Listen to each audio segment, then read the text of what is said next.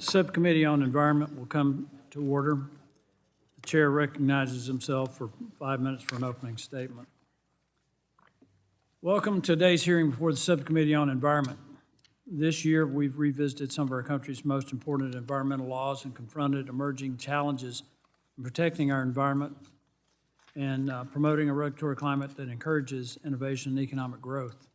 Among other things, we've identified shortcomings with the administration of the Toxic Substance Control Act that delayed newer, safer chemistries from reaching consumers, explored opportunities to revitalize brownfield sites for crucial infrastructure projects, evaluated the state of technologies to improve our recycling systems, and passed common sense Clear Air Act reforms. Today, we're examining EPA's decision last year to designate two PFAS chemistries, PFOA and PFAS, as hazardous substance under the Comprehensive Environmental Response, Compensation and Liability Act, also known as CERCLA, or the Superfund law. CERCLA was enacted in 1980 to facilitate the cleanup of the most contaminated sites around the country and to establish a scheme to hold liable for cleanup costs the parties responsible for that contamination. Superfund imposes strict and joint several liability on parties. In other words, a responsible party could be responsible for the entire cost to clean up a contaminated site, even if its contribution to the pollution was minimal. CERCLA excludes exemptions as well as defenses to liability for certain parties, such as bona fide prospective purchasers and innocent landowners, as they are referred to. However, in the context of the hazardous substance designations for PFOA and PFAS, there are concerns that existing exemptions and defenses may not adequately protect a class of parties commonly known as passive receivers who did not manufacture or use PFOA or PFAS, but may have acquired, used, or disposed of material containing these chemicals. Today, we will examine the impacts of potential liability for PFAS contamination on these entities. Congress has clarified and expanded liability protections before, such as by passing the Small Business Liability Relief and Brownfields Revitalization Act of 2002. We will consider how concerns about PFAS liability may deter a range of economic activities and whether changes to CERCLA or other legislative action are needed. Additionally, at our March hearing on reauthorization of the Environmental Protection Agency's Brownfields program, we discussed the tremendous potential of the estimated 450,000 brownfield sites in our country for housing important infrastructure such as power generation, semiconductor manufacturing facilities, and data centers. We hope to examine whether concerns about liability for PFAS hinder the redevelopment of these sites. To this end, we welcome Susan Bodine, who previously served as Assistant Administrator for the Office of Solid Waste and Emergency Response at EPA during the George W. Bush administration, and then as Assistant Administrator for the Office of Enforcement and Compliance Assurance in the first Trump administration, in addition to senior staff roles in both the House and Senate. We're also joined by Lawrence Falbe, Chair of the International Council of Shopping Centers Environmental and Land Use Policy Committee. Mr. Falbe will share his experience on how potential PFAS contamination impacts real estate transactions for those seeking to reuse those sites. Next, Emily Donovan joins us as co-founder of Clean Cape Fear, a grassroots community advocacy organization focused on the presence and impact of certain PFAS in communities. We also welcome Tracy, Mehan, who represents the American Water Works Association and served as EPA Assistant Administrator for Water, also during the George W. Bush administration. I thank all of our members and witnesses for being here, and I look forward to today's discussion.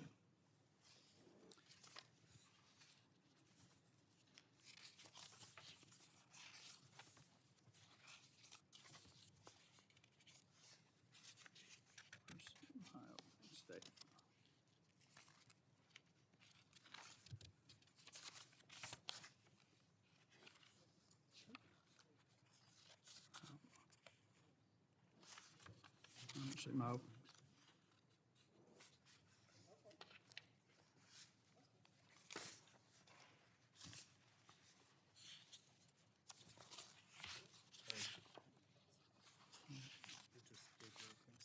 Oh, that's right. The chair now recognizes the ranking member of the subcommittee, the gentleman from New York, for 5 minutes for an opening statement. Thank you, Mr. Chair. Per and polyfluoroalkyl substances, or PFAS, are a large class of chemicals commonly used in firefighting foams, food packaging, nonstick cookware, and water-resistant fabrics. These chemicals are remarkably persistent in the environment and incredibly toxic and dangerous to human health, even at very small concentration levels. PFAS exposure has been linked to kidney disease, thyroid dysfunction, and various forms of cancer. Almost all Americans have had some PFAS exposure, and drinking water contaminations have been found in many communities across our country. This includes the town of Hoosick Falls in New York's 20th Congressional District that I represent. It has been nearly a decade since PFOA was detected in Hoosick Falls, which helped sound the alarm for many others to test their water. Since that time, this committee has held numerous hearings examining PFAS. Ms. Donovan, who is testifying today, also testified at our initial hearing more than 7 years ago. In years since that hearing, there has been increased public awareness, improved scientific understanding, significant funding for remediation included in the Infrastructure Investment and Jobs Act, and major regulatory actions taken at the state and federal levels to address PFAS risks and hold polluters accountable. EPA released a PFAS action plan during the first Trump administration and a PFAS strategic roadmap during the Biden administration. Actions were taken across program offices and under multiple environmental laws, including the Safe Drinking Water Act, the Clean Water Act, TSCA, and CERCLA. Many of these actions have focused on the two long chains of PFAS, PFOA and PFAS. These are certainly the best-known PFAS, but domestic manufacture of these specific chemicals largely stopped years ago. Real and ongoing risks for future exposure will come as companies substitute these PFAS with dangerous replacements such as Gen X. After many years of sounding the alarm and developing plans, we're really only now just beginning to see a federal regulatory response take effect, headlined by drinking water standards and a hazardous substance designation being finalized for PFOA and PFAS during the Biden administration. But we have also seen some troubling actions taken this year by the Trump EPA to undo past progress, including approving pesticides containing PFAS, eliminating drinking water standards for 4 short-chain PFAS, including Gen X, delaying drinking water compliance deadlines for PFOA and PFAS, and limiting PFAS reporting requirements under TSCA. To its credit, to date, the Trump EPA has left in place the hazardous substance designation of PFOA and PFAS. This CERCLA listing is incredibly important. It requires the reporting of releases and compels those responsible for contaminations to remediate. It ensures that polluters are held responsible.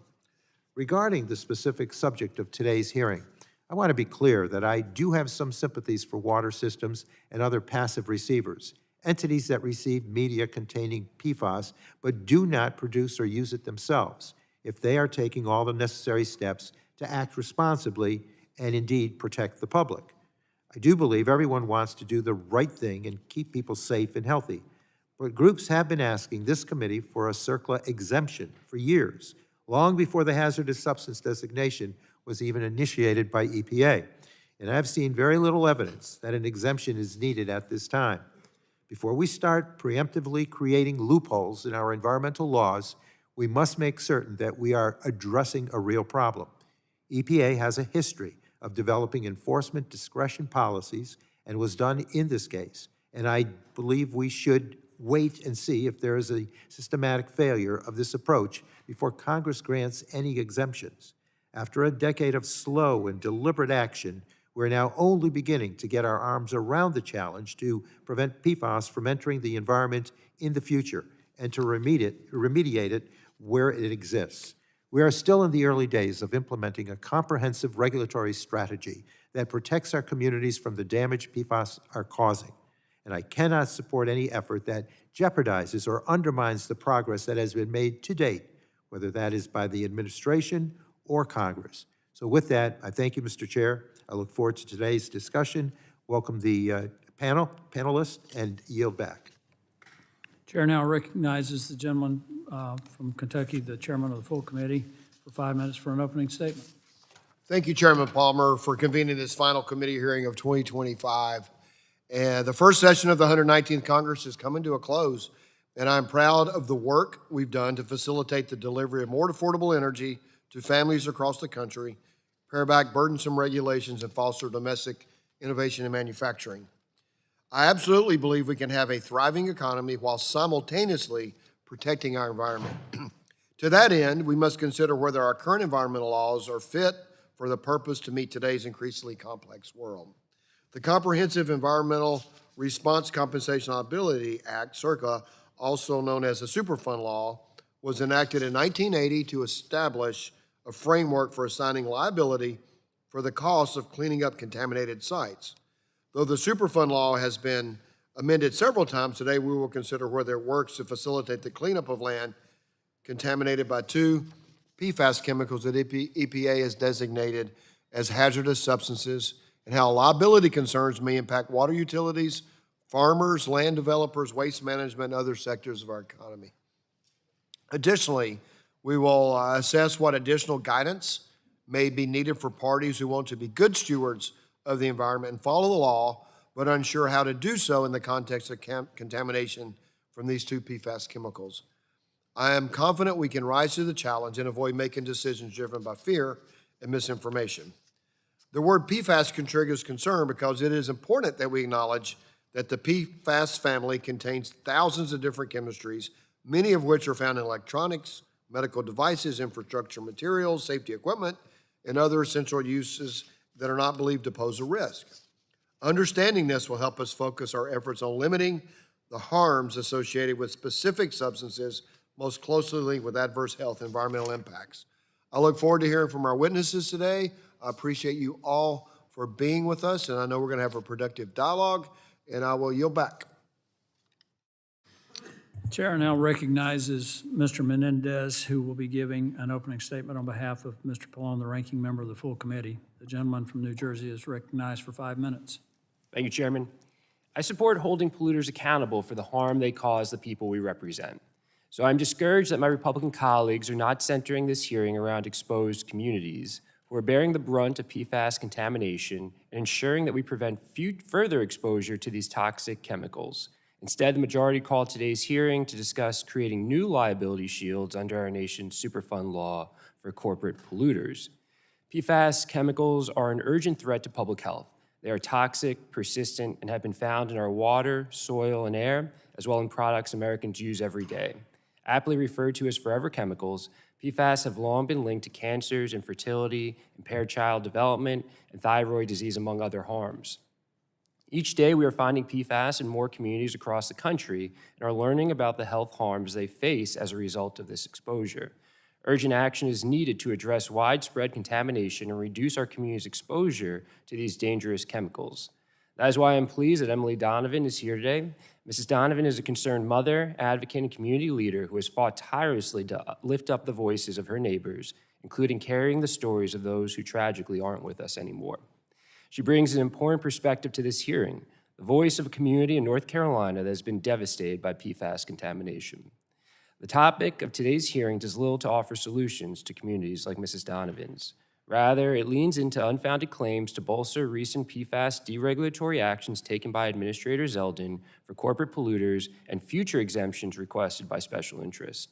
For example, since the Superfund listings for PFOA and PFOS went into effect, opponents claimed they would lead to a flood of liability lawsuits against municipal entities that have simply not materialized. There are existing tools to ensure downstream entities aren't held liable for upstream pollution so long as they properly manage hazardous substances and don't release PFAS into the environment.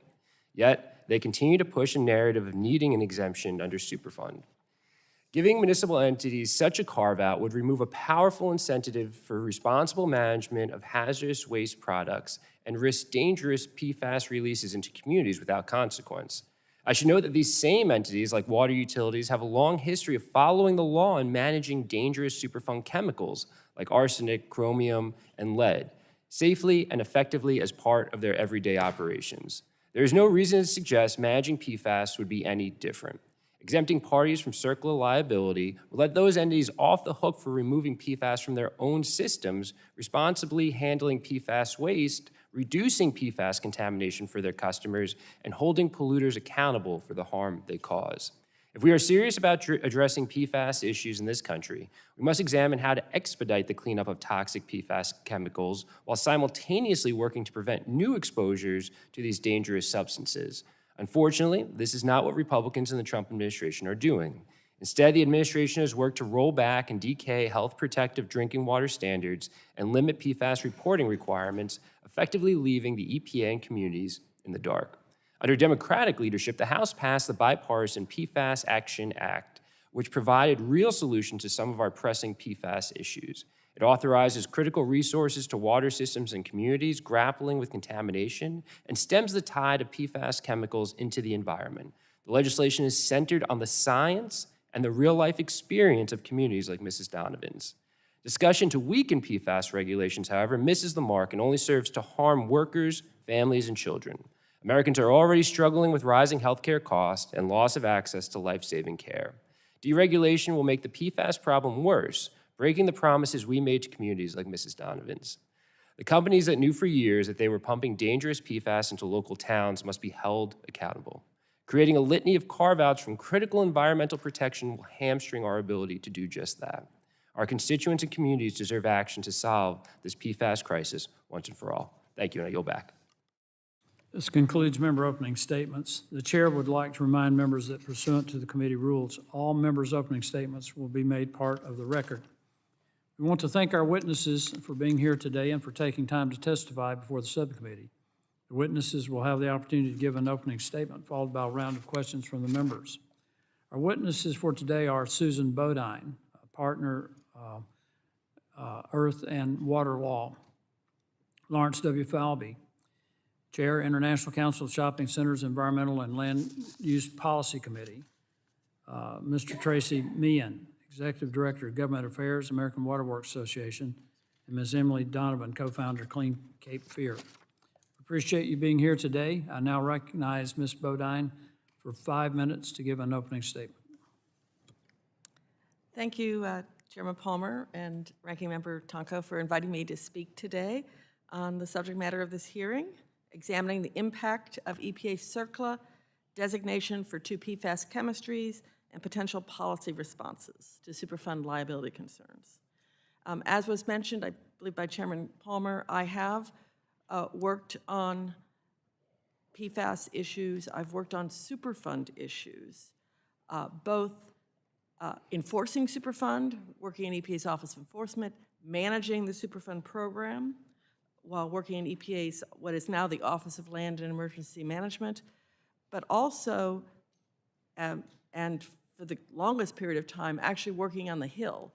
I was here working in the Transportation Infrastructure Committee back in the 90s when Congress was trying to do Superfund reform, and we were working closely with Energy and Commerce Committee, because the committees share jurisdiction, trying to make the program more fair, because it is well known that Superfund is a very draconian statute that sweeps in a lot of parties, including parties that I've heard members on both sides of the aisle say should not be held liable.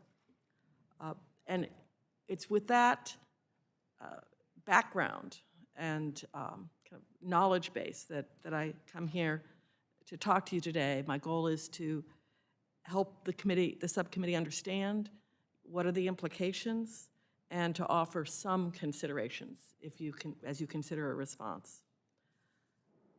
So my written testimony, and I'll summarize, it makes 5 points. I mean, the first is that the Superfund liability system, it's not about polluter pays, it ensnares parties with little to no responsibility for contamination. It's a way to expeditiously, it's a way to get cleanup done, but it is not based on causation. It's not based on who is actually responsible. I've heard Ranking Member Tonko talk about people who didn't produce it or use it. I heard Congressman Menendez talk about people who caused contamination and characterize those people as polluters. The statute sweeps in far more people than the entities that you just described as ones that you would like to keep liable. And in doing so, it creates enormous transaction costs. And I go into too much detail, I'm sure, in my written statement about those costs and various entities like GAO, Rand Corporation, et cetera, who have quantified those costs. This is not cost spent on cleanup. This is cost spent on lawyers fighting about liability. The consequences for PFOA and PFAS are different. I've heard the same statements from environmental groups saying, why is this any different from other hazardous substances? The EPA can manage that, the courts can manage that. The reason it's different is because PFAS, PFOA and PFAS are ubiquitous in the environment. And when you add that to the fact that EPA back in 2024 put out 2 risk assessments that said that basically if you can detect it, there's a risk. So there are these risk assessments out there. They're not risk management tools. They're simply just a risk assessment saying, you know, that incredibly low levels may be risky. Now, my testimony talks about that as well, you know, whether or not those incredibly low levels are accurate or whether there should be higher levels. Nonetheless, just know that because of those incredibly levels and the fact that it's found everywhere, the designation of PFOA or PFAS creates a different situation than you might find with other hazardous substances, even those that are ubiquitous. I mean, lead is ubiquitous, but lead we have levels that we know are management levels, levels that you would clean up. I also want to address, I've heard members say, well, isn't EPA's enforcement discretion the answer to everything? And the answer is no, because it only applies to EPA itself, and because some of the data, again, back working on Superfund for years, EPA only brings about 1/3 of the cases. And so the vast majority of litigation out there is brought by parties other than EPA. Congress also has a long history of codifying and creating exemptions based on EPA's enforcement discretion. So I would encourage you, and I talk about this in my testimony, to look at EPA's enforcement discretion equitable principles and decide, you know, do you agree with those and would you want to codify that? And then finally, and I know I'm out of town now, you don't want to create an unfair situation where somebody is off the hook and someone downstream is a victim. That's what the trust fund is for, and I put numbers in my written testimony about what the levels of the Superfund trust fund are and the fact that that money is available to EPA to do cleanup to address situations where you've identified a real risk. Thank you very much. I'll be happy to answer questions. Chair now recognizes Mr. Mehan for 5 minutes for his opening statement. Thank you, Mr. Chairman, and thank you also, Ranking Member Tonko, for inviting us to testify. Thank you again for inviting us to address the committee. The AWWA is made up of 43,000 individual members, 50,000 individual members representing many disciplines from finance, engineering, science, advocates, anyone involved either with the water utility sector or are supporting that sector. 80% of the population of North America is served by our membership. We include also among our membership of the water utilities, also many of those are combined systems, wastewater, about 40% do both wastewater and drinking water. Some do stormwater too. Anyway, we appreciate this invitation. This issue of PFAS is, of course, a challenging one, and I appreciated the overview of some of the legal points that Susan Bodine made. We do not, our utility members do not, as was pointed out by the chairman, manufacture, use, or profit from PFAS. And in fact, pursuant to the new regulations that EPA has promulgated, we're investing literally billions of dollars. And that is not an exaggeration, because you need to include not just the capital investments, but the ongoing O&M costs that honestly run in perpetuity in many cases, or at least as long as there's potency in the chemistry. Paradoxically, these robust investments that utilities are making create the possible liability under CERCLA, or Superfund, as Susan noted. We use technologies that have been approved by EPA, include granular activated carbon, which can be reactivated and replenished, but eventually has to be disposed of. Also ion exchange and reverse osmosis. All of these best available technologies generate residuals, which is the waste product from the treatment. On the wastewater side, they're called biosolids, and they use different technologies. But again, these are massive waste streams, and a lot of it's been land applied or sent to municipal landfills. But now, with the nature of a persistent persistent toxic like the PFAS compounds, you concentrate the toxicity, and then we have to manage and dispose these residuals in light of the Superfund designation as a hazardous substance, as hazardous substance. So instead of going to a municipal landfill, you might want to be looking now at a RCRA certified landfill or an incinerator. But other options are going to be either you're going to have more expense and fewer options. And again, not only is Superfund strict joint and several, it is retroactive liability. And so you could have a Superfund site that is the result of decades of previous what was previously legal disposal practices. Again, CERCLA, as Susan eloquently described, has a wide liability net. She used the term draconian. It's a term I might also approve of. Again, strict, joint, several, and retroactive liability.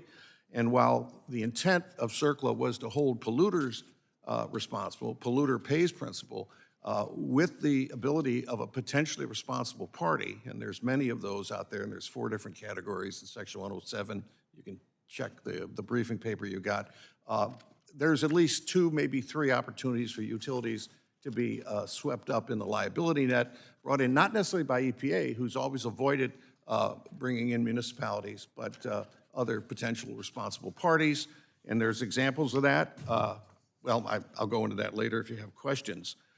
So let us just say that we approved the statement recently by EPA Administrator Zeldin that EPA will need new statutory authority and language from Congress to fully address the equitable concerns of passive receiver liability. And we would urge Congress to, at least this committee and the other members of Congress, to take a careful look at some of the legislation that's been proposed, and on the House side in particular, specifically the HR 1267, the Water Systems PFAS Liability Act, which we think is a reasonable approach, maybe not the only one, but one worth taking a look at. There's many other things to say about this issue, and be happy to answer your questions in the follow-up. Thanks again. Chair now recognizes Ms. Donovan for 5 minutes for her testimony. Thank you all for the opportunity to testify. My name is Emily Donovan, and I'm co-founder of Clean Cape Fear, a grassroots community group based in Wilmington, North Carolina, and I serve on the leadership team of the National PFAS Contamination Coalition, representing more than 42 community groups in 26 states. Today, I am here on behalf of 500,000 people in southeastern North Carolina who are living with extreme PFAS contamination in our air, soil, drinking water, food supply, and now even sea foam along our beaches. This is not a hypothetical risk. It is our daily reality. I testified before this very committee 7 years ago. I explained in great detail what happened to my area, known for its pristine beaches and beautiful waterways. DuPont and Chemours used the Cape Fear region as a PFAS sacrifice zone for nearly half a century without our knowledge or consent.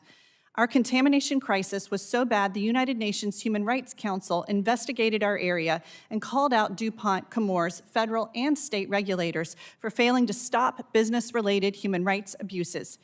8 years ago, we learned that Gen X and other PFAS were present at extreme levels in our tap water. There were no regulations, no monitoring mechanisms, nothing to warn us.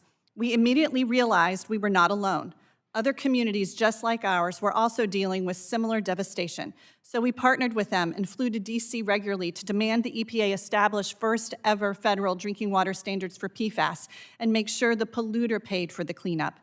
Now we are watching those protections get weakened by this new administration. We fought hard for those federal drinking water standards because we learned without enforceable standards, our public utilities could look us, the ratepayers, in the eyes and legally say the tap water meets or exceeds all state and federal guidelines because there were no state and federal guidelines. At the time, it felt like our local leaders were more concerned with municipal liabilities and the economy in very vague terms, rather than protecting our public health. Wilmington's water utility knew it had a PFAS problem for a full year before the public became aware. While Chemours is by far my community's biggest PFAS polluter, there is significant PFAS pollution from a bunch of textile companies upriver from Chemours. Unfortunately, we constantly hear stories about how PFAS polluters are important employers in our town, often gaining outsized influence over the town's water system. So much so, places like Burlington, North Carolina failed to hold themselves internally accountable for pretreatment programs.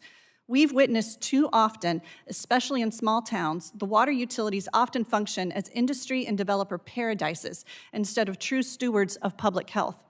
I'm hearing a lot of people talking about how costly cleanup for PFOA and PFOS will be, but no one is remotely talking about an immediate moratorium or ban on all PFAS because the cleanup and liability is so costly.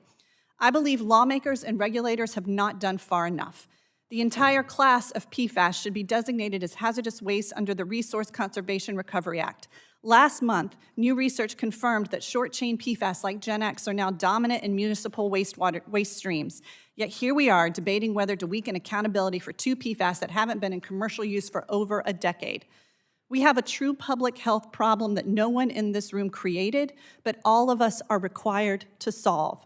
In the 8 years I have been coming to DC begging for solutions, I have never seen the water utility lobby groups stand beside us demanding better source protections. We are already paying for this cleanup. I raised my children on this water because I thought it was good for them, because water should be good for children. I watched my husband survive a brain tumor. I also buried friends my age who shared their illnesses with this very room 7 years ago. Some of us don't have the luxury of time to keep redirecting the focus away from real solutions. Please do not let Tom, Amy, Chris, and Sarah die in vain. Please consider those who are already paying the ultimate price. Families like my friend Kara Keenan, who is watching right now. She's a decorated veteran and a young breast cancer survivor. Her mom, Margaret, has a rare blood cancer with no cure that has progressed. Her stepdad, Bob, had bladder cancer and his leukemia recently progressed, requiring treatments twice a week at a facility 2 hours from home. No one in their small, tight-knit family was genetically predisposed or had prior medical histories. The only thing they all shared in common was a zip code and a severely PFAS-contaminated community. Please don't allow their suffering to be in vain. If time allows, I will say this. My faith teaches me that we are called to be good stewards over all of God's creation. When we fail to do this, we are actively breaking our covenant relationship with God. The best time to solve this PFAS crisis was 50 years ago, but the second best time is right now. Do not weaken CERCLA. Do not grant exemptions or permit shields. Stand with PFAS-contaminated communities. Stand with my community. You have the power to protect human life. Please use it. Thank you. Chair now recognizes Mr. Falbe for 5 minutes for his testimony. Chairman Guthrie, Subcommittee Chairman Palmer, Ranking Member Pallone, Subcommittee Ranking Member Tonko, and members of the subcommittee, thank you for the opportunity to testify today. My name is Lawrence Falbe. I'm a principal at the international law firm Miller Canfield in Chicago. I've been an environmental attorney in private practice for over 30 years. I'm appearing today as chair of the International Council of Shopping Centers Environmental Policy and Land Use Subcommittee. The testimony and viewpoints discussed today are my own and not attributable to my law firm or our clients. ICSC represents owners, developers, lenders, and operators of retail and mixed-use properties that anchor local economies in every congressional district. For the past several years, our committee is focused on the growing challenges that PFAS pose to commercial real estate, redevelopment, and community reinvestment. PFAS, per and polyfluoroalkyl substances, are a large class of chemicals that have been used widely for decades because of their unique properties. Those properties also make them persistent in the environment and extraordinarily difficult and expensive to remediate and investigate. Today, PFAS are considered harmful at extremely low levels, down to parts per trillion, and they are now detectable almost everywhere. In 2024, EPA finalized its decision to designate two PFAS compounds, PFOA and PFOS, as hazardous substances under CERCLA, also known as Superfund. For commercial real estate, the impact has been immediate and chilling. CERCLA is a strict joint and several retroactive liability statute. It was designed to make polluters pay for legacy contamination at significantly contaminated sites like Love Canal. But when that framework is applied to chemicals that are ubiquitous, migrate easily, are deemed harmful at minute levels, and often detected without a clear on-site source, The result is that passive property owners who did nothing to cause contamination are ensnared by CERCLA liability. The problem is compounded during real estate transactions. Environmental due diligence typically begins with a Phase 1 environmental site assessment. Now that PFOA and PFOS are CERCLA hazardous substances, their potential presence must be evaluated. If PFAS is identified as a recognized environmental condition, a deal can stall or die even before sampling begins. Buyers, sellers, lenders, and insurers fear that investigation and remediation costs could exceed the value of the property itself, particularly when cleanup standards are inconsistent or undefined. The result is frozen redevelopment, stalled projects, and ballooning costs, especially on brownfield and infill sites the communities want redeveloped. EPA acknowledged this risk in its non-binding PFAS enforcement discretion policy. In that policy, EPA states it does not intend to pursue enforcement against certain secondary parties. The policy does not protect property owners from third-party contribution lawsuits. It does not provide certainty to the markets. Existing CERCLA defenses, including the bona fide prospective purchaser defense, also fall short. BFPP protections are complex, uncertain, self-certifying, and easily lost. Many longtime property owners are categorically ineligible, and no owner ever knows whether the defense will succeed until tested in litigation, years later and at great expense. ICSC supports science-based PFAS regulations, protection of drinking water, and holding true polluters accountable. What we do not support is a system that discourages investment and places unlimited liability on parties that did not release PFAS. Inconsistent approaches to PFAS continue to hobble and confuse longtime successful EPA programs like the Brownfield program. Because of EPA's recent announcement on brownfield applicants certifying their lack of liability for PFAS on brownfield sites, this causes even more uncertainty in a program that is relied upon by the commercial real estate sector. ICSC asked Congress to reaffirm 3 simple principles. First, polluters should pay, not passive landowners. Second, clean drinking water must be protected. Third, brownfields and infill redevelopment, particularly housing, should be encouraged, not penalized. To achieve those goals, we recommend Congress create statutory CERCLA liability protection for passive receivers. There is clear precedent in CERCLA, including the secured creditor exemption, for narrowly tailored protections that preserve accountability and market certainty.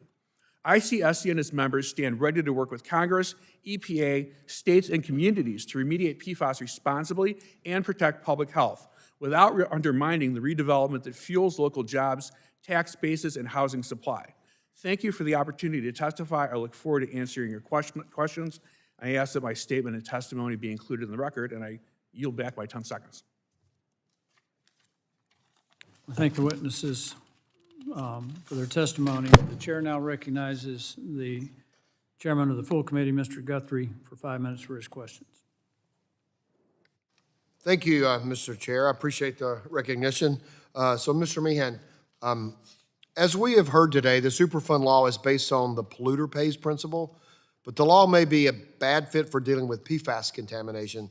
Can you speak to how drinking water utilities remove PFAS chemicals, and are ratepayers at risk of having to pay increased rates because of the cost of Superfund litigation stemming from the EPA designation of PFAS and PFOA as hazardous substances?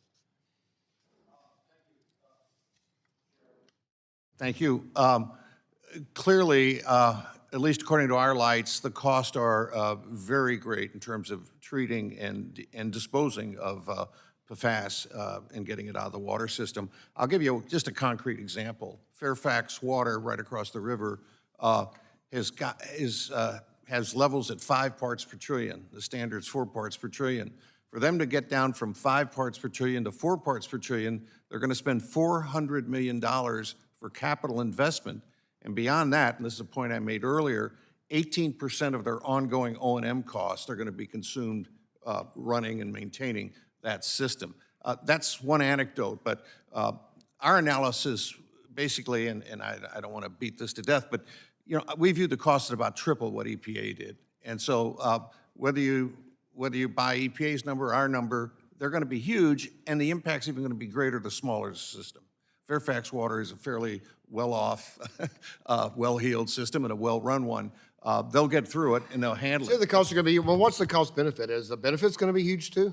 I'm sorry? Are the benefits marginal, or are they going to be, I mean, if you're going to pay more, but you're going to get a far better product, or are the benefits marginal anyway? Well, in terms of, again, getting into we did 85 pages of comments, but if you want to get into the benefit cost analysis, we thought that 4 parts per trillion didn't meet a positive benefit cost ratio. We think when you get around 10 parts per trillion, you're okay, at least in benefit cost, and you can argue. And then you look at the international comparisons, wide variety of standards. So what's the intelligible principle by which you set the standard? We think benefit cost. So you're saying you pay far more money than go from 10 to 4 parts per trillion. Yeah. Costs far more than the benefit. So let me go to It's huge. Ms. Bodine. In your testimony, you discussed how the Superfund trust fund must be available to help clean up the sites contaminated by PFAS. What is the significance that EPA designated these 2 specific PFAS chemicals out of the thousands of PFAS chemicals as hazardous substances? And does this mean that all PFAS are danger to public health and environment? I don't know, I read that fast. Did you get it all? I hope so. A couple of questions there. So without the Superfund designation, without saying that PFOA and PFAS are hazardous substances, EPA still has the authority to address releases of PFOA and PFAS using their own funding, using the Superfund Trust Fund dollars, because they consider them pollutants and contaminants, and EPA is allowed to say, we think this pollutant and contaminant presents an imminent substantial danger in this situation, and therefore we're going to use our own money, come in and address it. EPA hasn't been doing that, but they have that authority. By listing it, then EPA can sue people instead, or to the point of the other witnesses, other people can then bring lawsuits also. And I'm sorry, the second half of your question? Time goes, I want to switch to one more. So thanks. So Mr. Falbe, in your testimony, you talked about EPA enforcement discretion policy and Superfund defenses do not adequately address concerns property developers may have. So in my area, we have data centers and things that are coming, and people are really, really concerned, and fairly, about good farmland being used up for this. And so the sites are industrial sites, but we got to make sure they're safe. We got to make sure they're clean. We got to make sure people can use them. But how could Congress improve the liability defenses in the existing Superfund law to address these concerns so these kind of brownfield sites can be developed?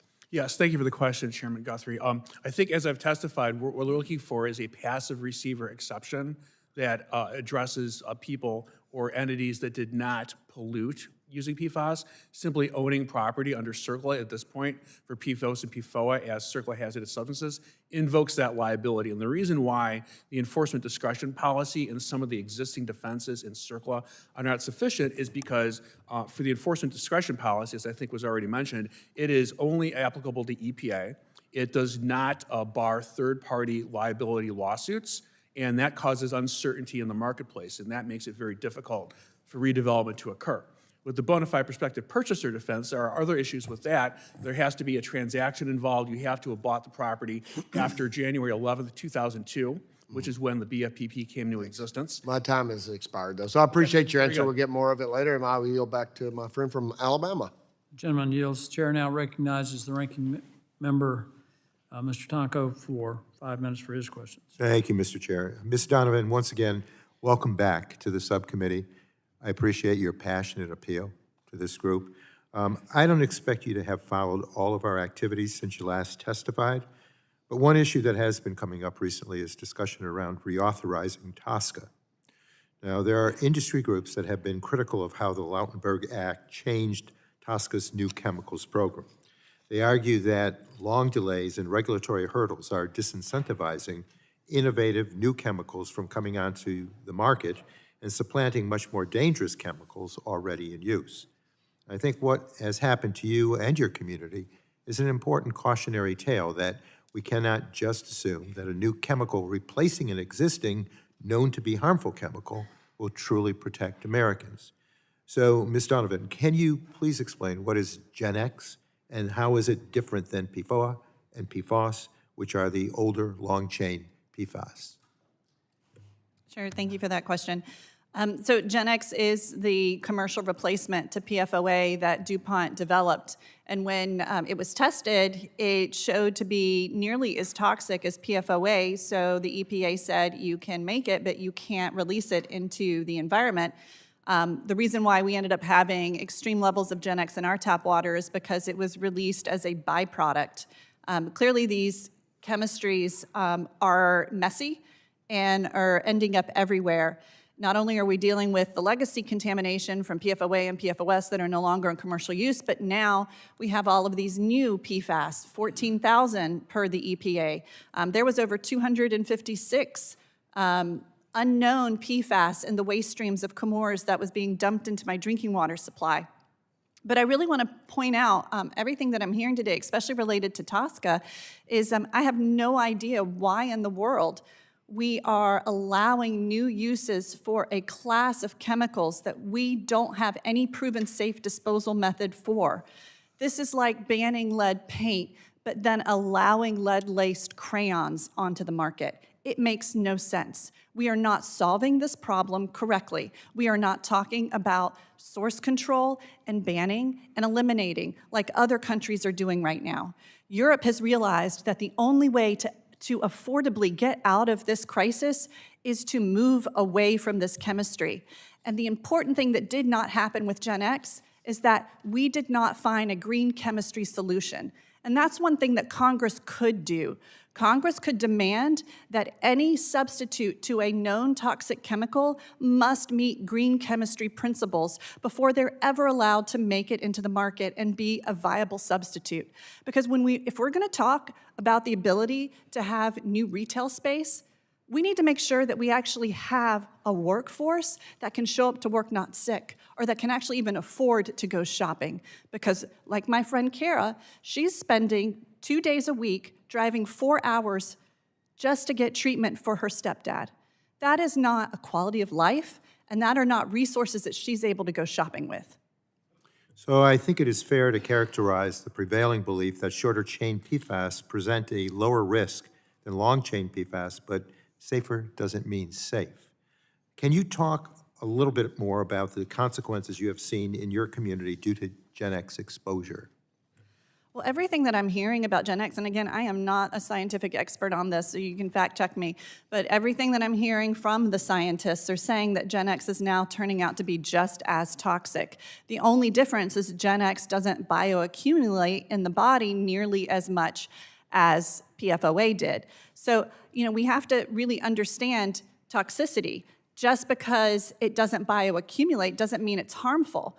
If you go out and drink every night, over a decade or a lifetime, you're going to start to see some health effects, even though the alcohol leaves your system in the matter of hours.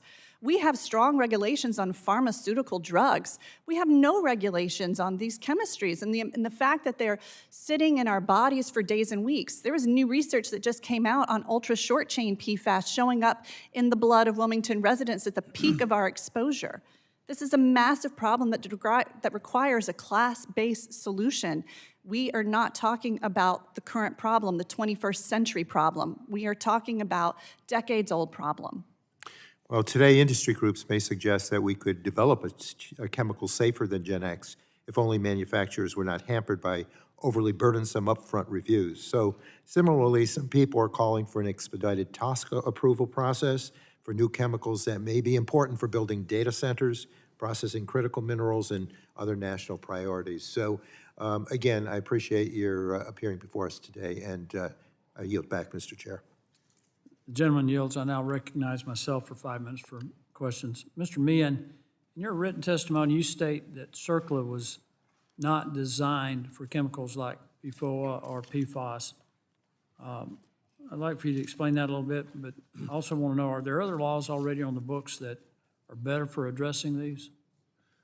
Well, I think the ubiquity issue that Susan Bodine mentioned is really key. It's omnipresent, and again, the way the standard that's being set, at least for the MCL under the Safe Drinking Water Act at 4 parts per trillion, that will drive Superfund cleanup standards. So when you add the MCL with the ubiquity, I think you've got a real problem. And of course, the range of potentially responsible parties is just going to explode, including water and wastewater utilities. So I think that's sort of the key reality that we're facing in our sector. As to other laws, I do agree with Ms. Donovan that we need to look at source water protection at a strategic level, not just the Safe Drinking Water Act, which is at the end of the pipe and puts all the burden on the ratepayers and the citizens of those communities. We need to, the Lautenberg bill actually contemplated looking at drinking water effects in the review of chemicals, and we've seen very little of that effort in that office. We could have effluent guidelines under the Clean Water Act targeting producers of PFAS compounds. We're not seeing any action on that front. So I think there are other tools in the toolbox besides the Safe Drinking Water Act, which When you is, talk as I say, about at the this, end of the line. we talk about an affordability crisis in the country. That covers practically everything we're using right now. How will CERCLA designation impact affordability for water utilities and their customers?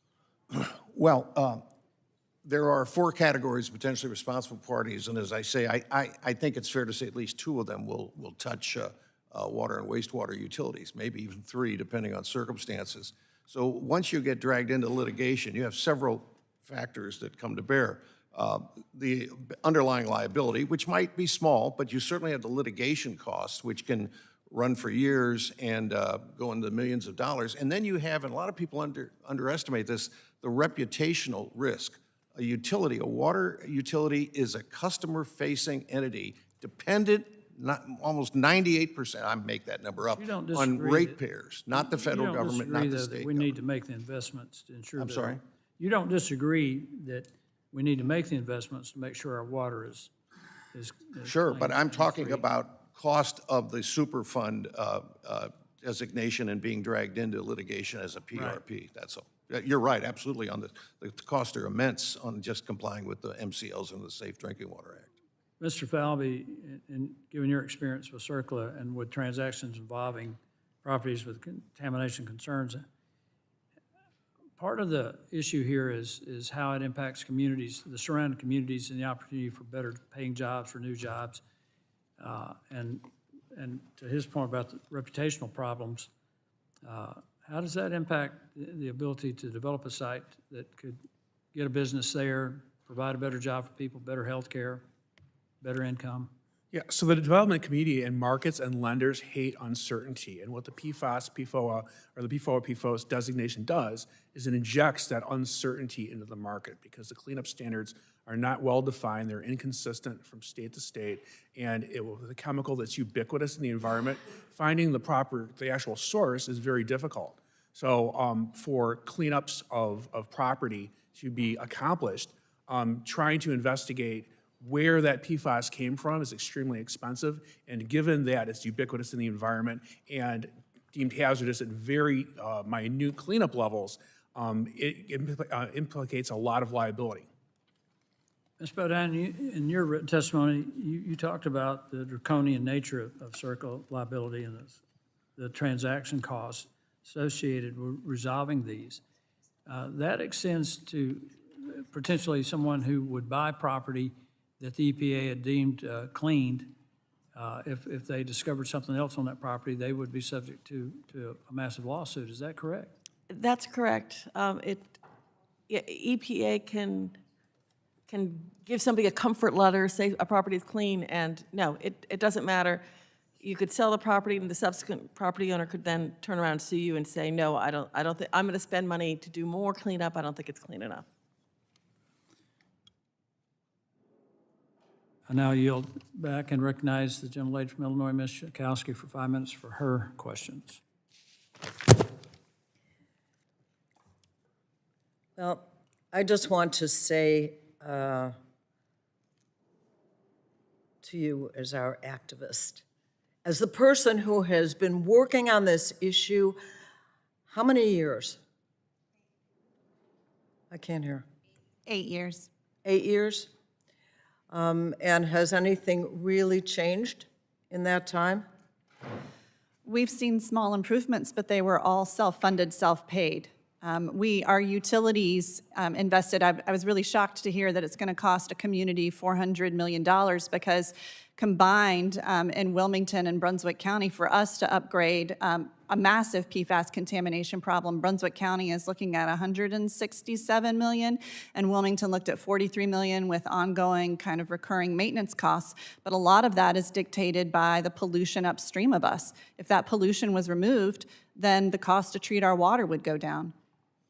Well, I just want to thank you for your continuing to work on this as pretty much a regular citizen, and it seems to me that a whole lot more needs to be done. But what I wanted to ask you is that how are we going to help children the most, although it's not only children, right? You were talking about other family members and friends that are affected. But what can we do to help you, at the very least, to help the children? Quite honestly, I don't see these permit shields and weakening CERCLA as a path forward that's going to help any of us. What we need are stronger policies. We need, like I said, the Resource Conservation Recovery Act, RCRA, to have all PFAS listed as a class. Under that is hazardous waste. That then unlocks a whole suite of resources that could be at the disposal of local, state, and federal governments. I think it is misguided for us to continue to have a conversation about who shouldn't be blamed. This is a problem that none of us created. And it's going to be really hard to get out of it, but I'm already putting my children's life on the line. You know, when we talk about uncertainty factors, it is devastating to be told that you have a cancer that no one has treatment for, but you got maybe 2 years left to live. And that's what Kara's mom is dealing with. That is an uncertainty factor that is soul-shattering. I think at this point, I would really appreciate if Congress could look at banning PFAS as a class, making sure that the replacements are rooted in green chemistry, ensure that the polluters pay, because right now we are self-paying for the cleanup. We don't want this in our water. We did demand that our utilities make the investments to clean it up. And I think we need to also pay attention that some of these utilities, like my utility in Brunswick County, hadn't had a major upgrade since the 1980s. It was time for them to upgrade their infrastructure. They were working in 20th century technology, but we're in a 21st century environment with 21st century chemicals. It is time for us to make sure that we are treating water as sacred as it is, because it is a basic need, it is a human right, and we need to stop allowing business-related human rights abuses to occur. So are pretty wealthy companies like DuPont involved in your community? They're involved heavily upstream. They're a significant employer. They employ about 500 workers. And the problem that we're seeing is that these workers are dealing with a double exposure. They have the potential for contaminated groundwater if they're on private wells, or they're having the issue with public water supplies also being contaminated while going into a work environment that is not necessarily putting the needs of them over the needs of the product. You know, some things that I've heard workers joke about is that they're given clean suits, but it's not necessarily to protect them, it's to protect the product. You know, this needs to be a shift, a cultural change. If we're going to play with the devil, because that's exactly what this chemistry is, the fact that it lives forever, we're playing God here with these things, and we're not treating them with the care that they need to be treated with, and understanding that this is a very dangerous proposition to be using this chemistry. In terms of the children, do we have any particular efforts to be able to protect our kids? No, women carry an incredible body burden related to PFAS, and in fact, babies are being born contaminated. Breast milk is contaminated. I have had women call me and ask me how to put filters inside their houses just to try and create a protective bubble for themselves, because they are terrified of increasing their exposure. But it would be their effort. Yes, their effort inside their home. And it's nearly impossible. That's the one thing that we've learned, is that sometimes Chemours will pay for a filter under the sink, but they won't put one on a shower. We have backyard gardens that are contaminated with PFAS right now, coming from Chemours. We can trace back the signature of PFAS that's being released in the Gentlewoman's air. time has expired. Sorry to cut you off. Are you clicking me because we're done?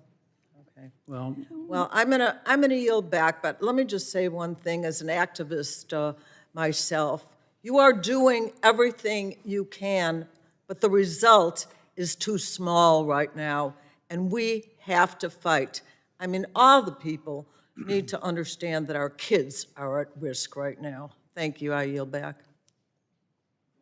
the gentlewoman yields. The chair now recognizes the gentleman from Ohio, Mr. Latta, for 5 minutes for his. Thank you, Mr. Chairman, and thank you to our witnesses for being here with us today. EPA issued an April 19, 2024 memorandum entitled PFAS Enforcement Discretion and Settlement Policy under CERCLA. The memorandum stated EPA does not intend to pursue entities where equitable factors do not support seeking response actions or costs under CERCLA. EPA explained in its memo that its enforcement discretion policy provide protection where circumstances warrant narrow the scope of liability and focus on the significant contributors to contamination at a particular site. Ms. Bodine, given your previous role as the Assistant Administrator for EPA's Office of Enforcement and Compliance, are there any challenges to using the enforcement discretion guidance or memos in the context of CERCLA or PFAS contamination? Yes, thank you for the question, Congressman. The policy is just that, it's a policy, and it applies only to EPA. So EPA enforcement, which I explained earlier, is about a third of the cases that are brought under the Superfund statute. It has no implication, it does not restrain anyone else from suing, whether it's a state, whether it's a prior landowner, whether it's a neighbor, any third party can still sue. So EPA in its policy can say, we think based on equitable factors that these entities should not be held liable. All they can do is refrain from taking action themselves. They can't stop anybody else from doing it unless on a case-by-case basis they enter into a settlement agreement with that party and then give them contribution protection, which is what EPA Enforcement Office was doing before Congress enacted the Brownfields bill and provided liability protection for bona fide prospective purchasers. EPA was killing themselves trying to enter into these settlement agreements to provide protection from Superfund liability on a case-by-case basis. And when the law was passed, the Enforcement Office put out a memo saying, this is really going to save us a lot of transaction costs.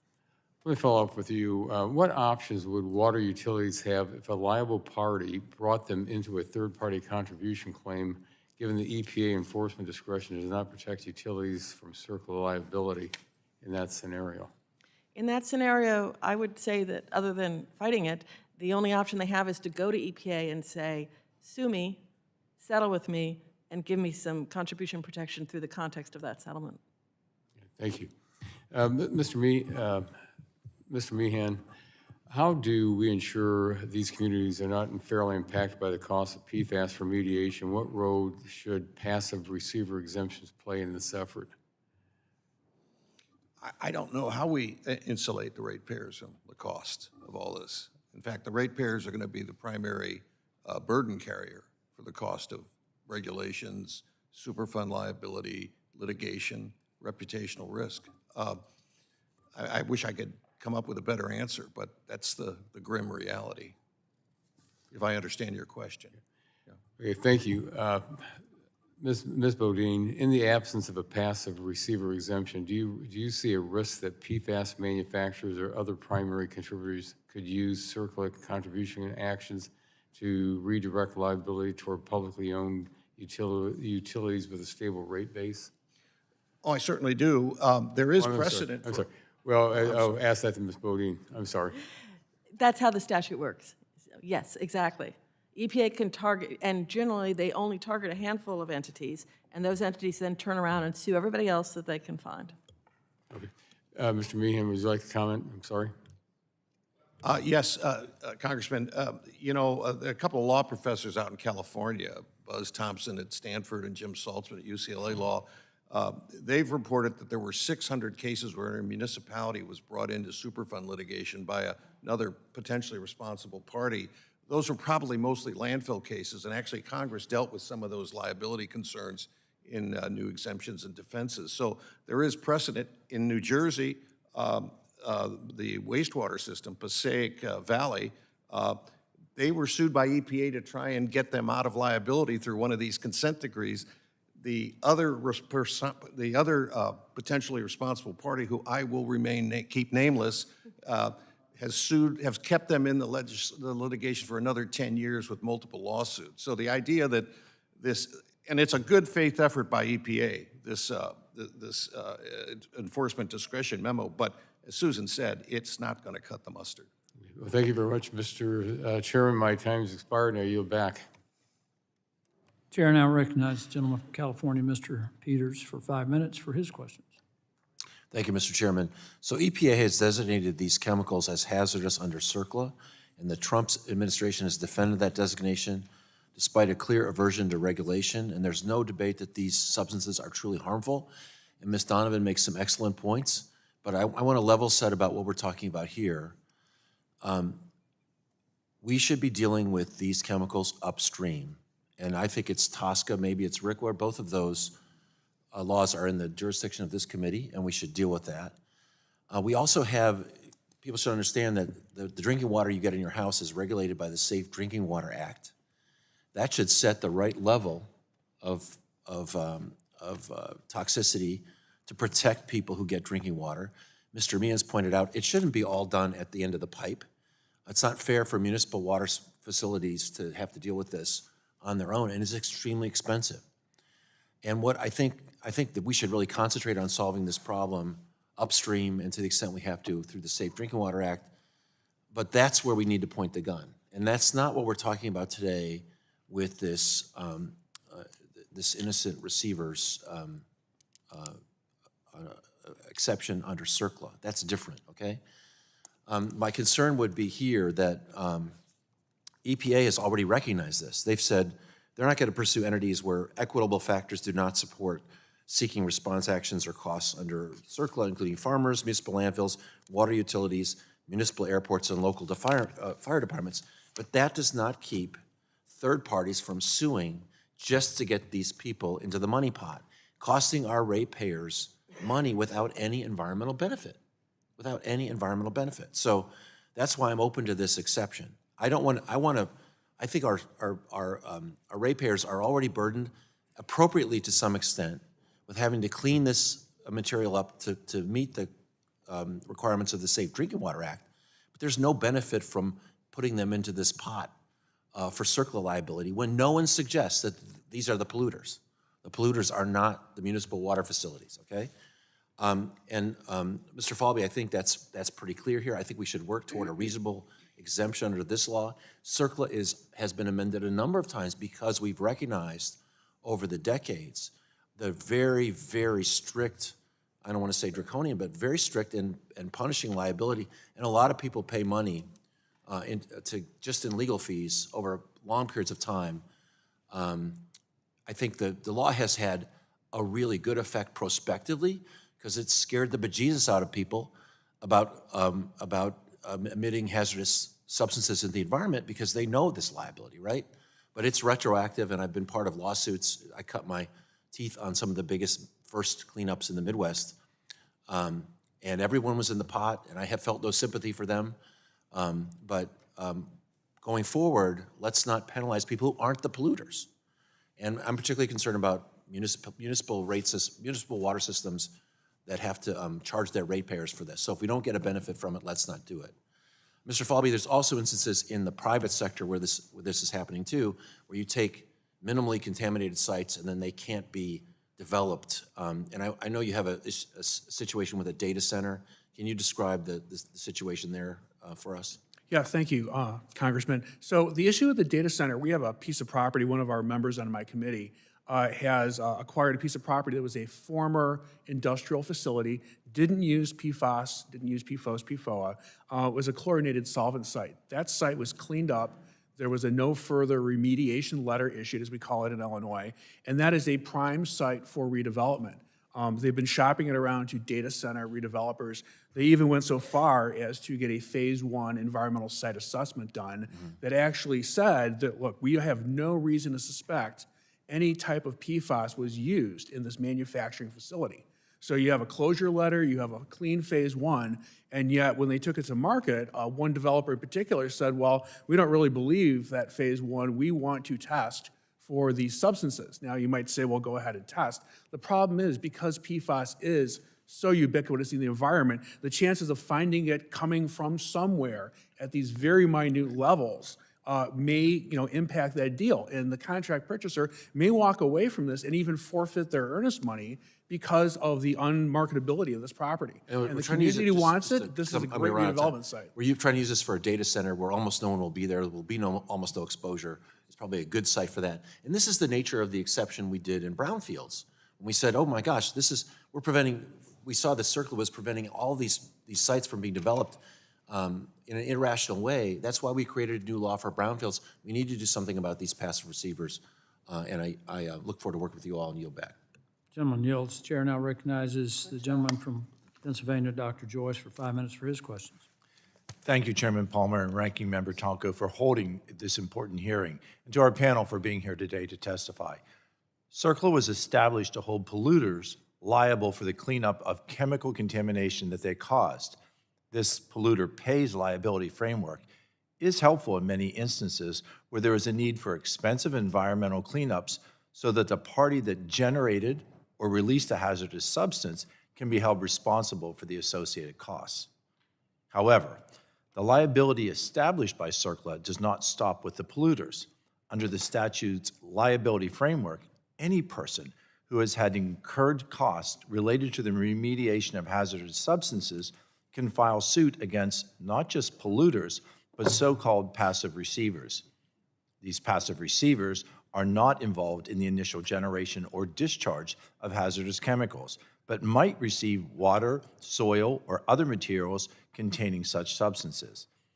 Given how common the use of PFAS is, the 2024 final rule designating 2 PFAS chemistries as hazardous substances creates a system where many passive receivers will be drawn into costly legal proceedings for contamination that they bear little or absolutely no responsibility for having created. I would like to focus on some of the defenses to CERCLA liability outlined in the statute and whether these are sufficient to protect the passive receivers in the context of these 2 aforementioned PFAS designations. Mr. Falbe, I want to talk first about the bona fide prospective purchaser defense. A party that purchases land that they know or have reason to know is contaminated can invoke this defense if they meet certain statutory criteria and ongoing obligations. Would you please give a brief overview of the statutory defense and how it works? Yes, certainly. So the bona fide prospective purchaser defense is a fairly recent innovation for CERCLA. It was included in the Brownfield Amendments of 2002. So, as CERCLA has, we've lived with this for 45 years, CERCLA has evolved, and the BFPP is one of the new defenses that was inserted into CERCLA. So under the BFPP, a owner or a new buyer of property can do an investigation, a phase 1 environmental site assessment, identify contamination, but yet then have a shield for CERCLA liability if certain criteria are met. One is to do that all-appropriate inquiry, which is usually a phase 1 environmental site assessment. Then, though, you have to, when you get the property, you have to have continuing obligations. You can't just sit there. If there's a problem, if there's a release, you actually have to address that. So this defense can be lost. It's also self-certifying, which means EPA is not involved. So a BFPP or a would-be BFPP doesn't actually know they have maintained that defense until it's tested in litigation. So because EPA is not involved and you don't get a certificate like with a state closure, it has a lot of uncertainty to it. And Can you outline any needed improvements for this defense, such as EPA providing more certainty to the parties so that they can assert this defense? And finally, in your opinion, are statutory changes needed? Yes, I think there is an avenue for strengthening the BFPP. The reason it was deemed self-certifying in the beginning was to try to get EPA out of the way so you didn't have to wait for EPA to oversee a site. The problem with that is you have no regulatory authority that sort of blesses the cleanup. There's nobody to say, yes, you've done a good job. That's what happens on the state voluntary cleanup programs. As far as the statutory fix, I think there should be a passive receiver exemption built into CERCLA, very narrowly tailored for passive receivers, among them owners of real estate that did not Thank cause a you. I disposal. think we needed that clarification today. Mrs. Bodine, you noted in your written testimony CERCLA liability exclusions for innocent landowners where contamination is caused by a third party and contiguous property owners where contamination migrates from one source to an adjacent property. However, you noted that the burden is on the landowner to prove that it is eligible for these defenses, and they often incur significant costs in that process. Will these defenses be difficult to invoke in the context of PFAS? I would say yes, because of what has been discussed here today, the fact that you don't know where the PFAS is coming from. But given your experience of drafting CERCLA legislation and implementing it at the EPA, do you have any advice for us in Congress for considering whether to modify existing defenses or update new ones? You could do both. On the modifying existing, you could deal with the burden of proof issue. Is it a defense where somebody raising the defense has the burden to show that they're eligible, or is it an element of liability saying that whoever's bringing the lawsuit has to show that you fall within, that you are indeed liable? So that's existing. On the new ones, yes, there are. I mentioned the equitable factors. I mean, we've talked here today. People who didn't intentionally use PFAS are still being swept in. That concept of intentional use, I think it came up, maybe Ms. Donovan brought it up. I mean, there are states that are issuing bans on use of PFAS, and they have defined intentional use. My time has expired. I thank you. I will submit additional questions for review. Mr. Chairman, I yield back. Gentleman yields. Chair now recognizes the gentleman from Massachusetts, Mr. Auchincloss, for 5 minutes for his questions. Thank you, Chair. I want to start by asking about testing with you, Mr. Mehan. You noted in your testimony that you estimate that utilities will need to make capital investments totaling between $37 to $48 billion by 29 in order to fully comply with the drinking water standards. An enormous cost. It's something I hear a lot about from cities and towns. I represent 35 cities and towns. Massachusetts, because of a lot of legacy industry and relatively dense land use, we have a lot of accumulated PFAS. But the concern I hear is that the testing gives almost a sense of false precision. The distinguishing between 4 parts per trillion versus 6 parts per trillion, it can depend on the lab that's being tested. It can depend on the time of day. It can depend on what kind of gloves somebody is wearing when they're doing this. And a call for action that I have heard repeatedly is we need inline 24/7 high-integrity testing of the PFAS content within drinking water facilities. Is that something that would be a useful investment from the federal government in terms of R&D? Well, I would not rely on my law degree to give you technical advice on testing, but generally improve, this is a new frontier at these levels, not millions, not billions, but parts per trillion.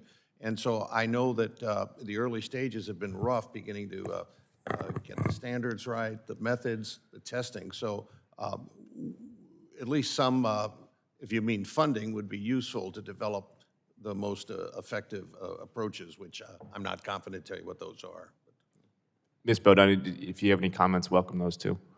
Well, I wanted to point out that the drinking water standard that's been discussed here today, which is at 4 parts per trillion, is not the risk-based standard. It's based on what can actually have a reliable testing for, and it goes. The risk-based standards that EPA came out with were 0.01 parts per trillion and 0.03 for each of the 2 chemistries. And the 4 was at the, what is the practical quantification level? Yeah, I don't think we're at reliable, at least in the sense of public health communications. I don't think we're at reliable testing right now because I think there's a lot of variability that actually undermines confidence in the test results. And we need to make federal investments in inline testing that is consistent and that people can understand in real time, not just lab by lab. I do want to move on this. I want one other issue. Ms. Donovan, I just so totally agree in what you have been saying, which is that debating 4 parts per trillion versus 6 parts per trillion in municipal water supplies, we are chasing this contamination at the point in the bioaccumulation cycle when it is the hardest to mitigate, and we got to go upstream. And we've got to address it at the point of production. You've talked about using the Resource Conservation and Recovery Act and designating PFAS as a hazardous substance under that. Would you also support using TSCA, though, so that we can proactively regulate the production of PFAS? I'm not a policy expert. I work at a church. So I'm really sorry I can't help you in the details of that, but if you don't mind and will allow me to take a little moment and address Mr. Peters, and maybe you both, if you feel the same way, be very careful about allowing shields where bad actors can hide behind them, because that's a slippery slope. And we have seen that play out in North Carolina, in the town of Pittsboro, and the town of Burlington, where these PFAS polluters are hiding, are co-opting the local utilities, running the show, and allowing the pollution to proceed. And then it becomes harder. I hear that, and I think what we're trying to avoid is this downstream finger pointing at great expense and suffering. And it seems like while RCRA is good for remediating existing contaminated sites, we should do that. We got to strengthen TSCA and expedite unreasonable risk determinations for PFAS as a chemical class, and enhancing their authority for persistent bioaccumulative substances, and just getting a lot tougher on non-essential uses of PFAS at the point of production and phasing them out, as we did, for example, with ozone-depleting chemicals in the 80s and 90s under the Montreal Protocol. Like, we have frameworks for how to do this. When we did that with the Montreal Protocol, we replaced them with PFAS. And that's the problem. That gets into the green chemistry thing, is that we cannot keep doing regrettable substitutes, and we cannot allow industry to dictate it, because they have shown us over and over again that they don't self-regulate and they don't hold themselves accountable. Yeah, we can't replace them with other toxic substances, but we do need to replace them out of the point of production. I'll yield back. The gentleman yields. The chair now recognizes the gentleman from Texas, Mr. Weber, for 5 minutes for his questions. Thank you, Chairman. Mr. Chairman, I ask unanimous consent to enter the record this letter from Dave Ross, the Executive Vice President of Veolia, a water, energy, and waste recycling company. This letter shares recommendations on how to address PFAS management and shares results from a May 2025 test of their incinerator in Port Arthur, Texas, my congressional district, which the test showed their incinerator destroyed 99.999% of PFAS contaminated waste.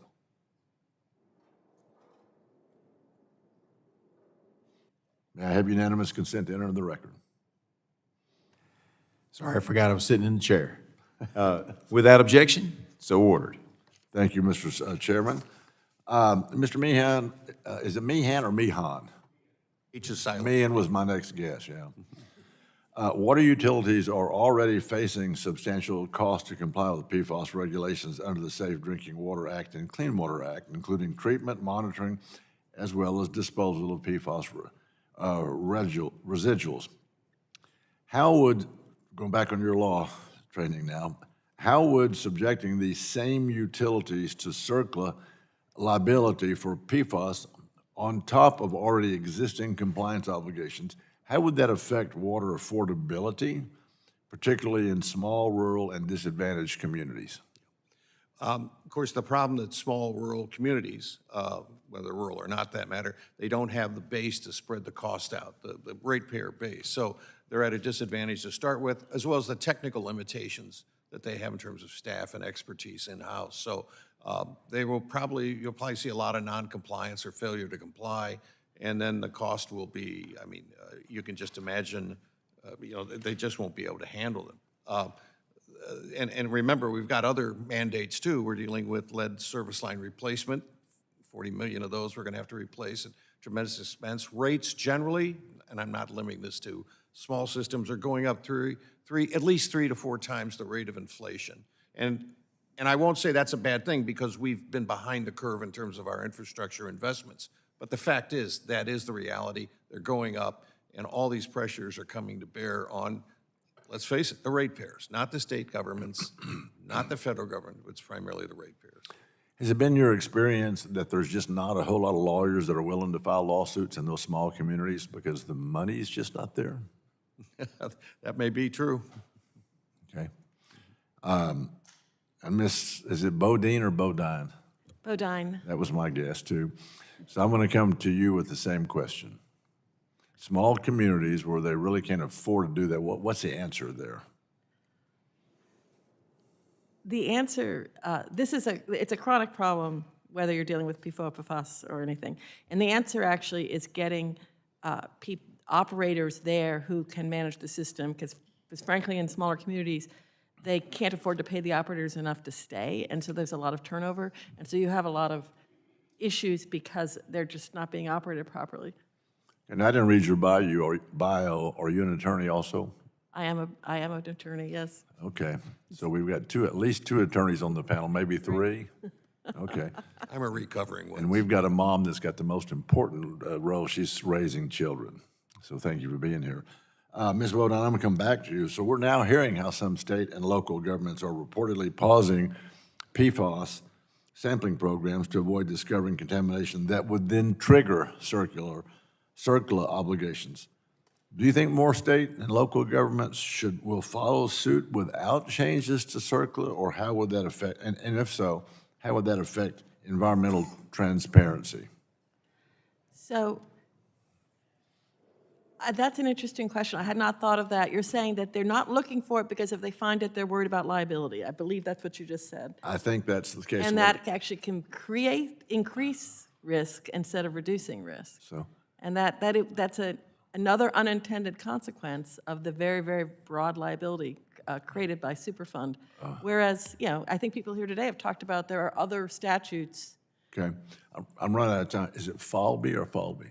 Falbe. Okay. What do you think about that very quickly? I think that giving the decision to the states is usually the best idea. Many states were regulating PFAS before the federal government acted. I think cleaning up property at the local level, at the state level, it's quicker, it's cheaper, it's faster, and you usually get a closure certification of some kind, which the market really accepts. Okay. I thank you for that short answer. I yield back, Mr. Chairman. Gentleman yields back. Now recognize the gentleman from New Jersey, Mr. Menendez, for his 5 minutes of questioning. Thank you, Chairman. Ms. Donovan, I just want to thank you for being here. I went to school in North Carolina and spent some time in Wilmington, so I appreciate the place that has been your home and that you fight so hard to protect. And as the father of a 5-year-old and a 3-year-old, I appreciate very much what you're doing to protect not just yourself and the families that you care about, but entire communities. Which brings us to the conversation we're having here today. Nearly all Americans have detectable levels of PFAS in their blood. Even babies are subjected to PFAS exposure in utero. A new study found that PFAS exposure in the womb or in infancy significantly increases the risk of preterm birth and triples the infant mortality rate. PFAS is found in at least 172 million Americans' drinking water, posing serious risk to public health. Does anyone on the panel think that the work in limiting PFAS contamination and exposure in this country is done, is complete? Yes or no? Oh, I'm going to jump on that one. No, not even close. The fact that we only, as grateful as I was to the Biden administration for adopting PFAS drinking water standards, it was only for 6. And now we're seeing 4 of them being threatened, the ones that are commercially relevant. So no, the baseline was to stop our drinking water exposures, but after our drinking water for exposures, for the majority of Americans, it's food contamination. And we're not even talking about food contamination right now. We're talking about who shouldn't pay for the problem instead of addressing the total exposure pathway that we're all experiencing. It's more than just food, it's air.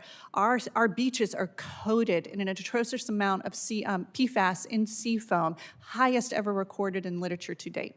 Don't worry, I'm coming back to you, Ms. Donovan. But does anyone else, do you, just going to go down, yes or no, do you think the work is done? Yes or no? It's a simple yes or no. Do you think the work is done on PFAS contamination and Americans' exposure to it throughout our country? Yes or no? No, but the Okay, no, statutes sir. have standards. Sir, yes or no? We think there's a lot to be done. So we're not done yet. I think we're here because it's not done. Yeah, that's correct. And so I agree. And listen, it's about sequencing, right? If I felt that we were farther along on limiting the damage that PFAS causes to our communities, then I can see how we talk about liability at some point, right? I just don't think we're there yet. We should be having a discussion today, every day, about PFAS as a public health concern. The other challenging thing is that tomorrow we were supposed to be in session. We're being sent home. We were in a government shutdown, the longest government shutdown, where we weren't brought back to Washington to have hearings like this. So we've lost legislative days, and every day that we're here is critically important. We should be focused on the issues that impact our communities the most, which brings me back to you, Ms. Donovan. It's been almost 8 years since you last testified before this committee. Do you believe that the topic of this hearing, CERCLA exemptions, will help clean up PFAS in your community and in New Jersey? No, I don't. And I also don't think that it is, it's really going after the polluter pays in any sort of way. I mean, we're stuck in massive lawsuits to get our polluters to pay. And what we've been begging for the last 8 years is legislation that makes it so lock-tight for us to be able to get the polluters to pay. We want every tool, every resource available. But instead, we're sitting here talking about how we can shield people from it instead of creating a lock-tight accountability chain where everybody's at the table realizing we're all on the line, because my family's already on the line for this right now. Upstream, downstream, correct? Everyone looking at an entire continuum and making sure that we're protecting the people at the end of it who are the American citizens that we are tasked with protecting. Is that correct? Correct. Thank you. Ms. Donovan, it's my understanding that the party responsible for PFAS contamination in your community is very clear, just like responsible parties in New Jersey's proposed PFAS settlements are very clear. So in this case and in many others, the manufacturers of PFAS who dumped into communities like yours will be held financially responsible for the cleanup. Is that your understanding? It is my understanding for the drinking water.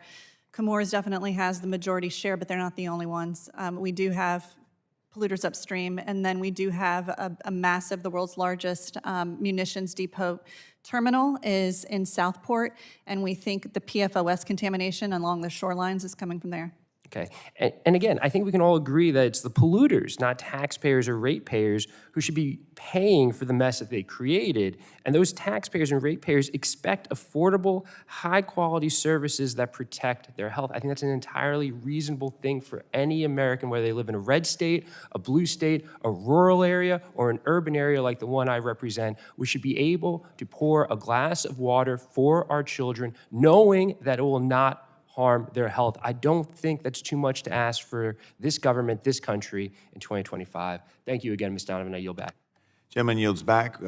Point of clarification, there were no hearings scheduled for tomorrow because it was a getaway day, and the hearing we're having here today would And have the been last in this Epstein committee. files are released tomorrow as well, which I'm sure was part of the consideration. I don't think that had anything to do with consideration. I think the consideration, in all fairness, was Christmas. All right, I now yield myself 5 minutes to talk about the issues of the day. I find this hearing extremely interesting. I'm learning. I have a lot of skepticism, and I am affected indirectly. I represent Spring Hollow Reservoir, the land that Spring Hollow Reservoir is on. That is run by the Western Virginia Water Authority. The Western Virginia Water Authority tested in 2020 and found that they had, shockingly, didn't know where it came from, they had Gen X.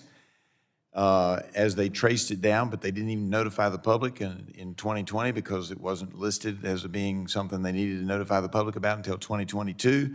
They then notified the public. As they tracked it down, they found that it was your Chemours plant that had sent tanks, if I remember correctly, to a company called ProChem upstream in Roanoke County to be cleaned out because they had a buildup of calcium and magnesium. ProChem was not advised, as I understand it, based on the press reports. It was never advised that that Chemours had PFAS or Gen X in this case, and that they should be on the lookout for Gen X. As a result, Spring Hollow Reservoir was contaminated.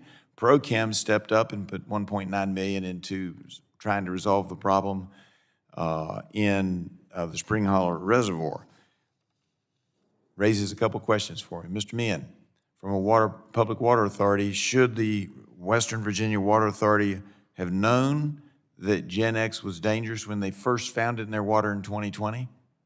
I can't speak for them. Well, I'm saying generally, should they have known that was Well, I something that was just a want to be danger? clear, most of the people running water utilities are engineers. They're not toxicologists. They're not scientists in the sense of doing chemical research. And if,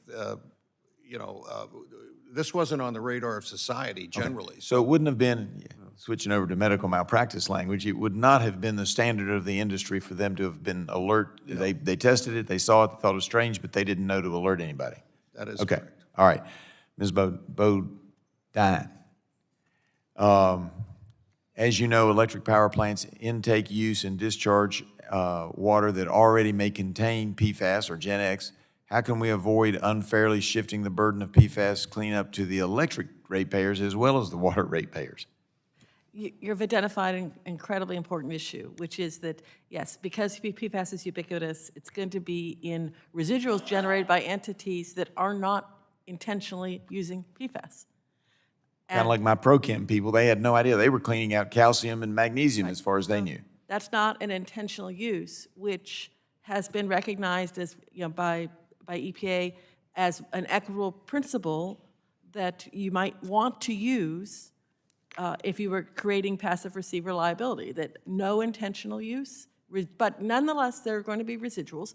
They're going to be at incredibly low levels, so it's not the entities that you've talked about, like Chemours, which are going to have high levels, or perhaps your textile manufacturers, or the people making Gore-Tex, boots, et cetera, they're with high levels. It's going to be people who have it in their intake water or have it from sources they don't even know where it's coming from.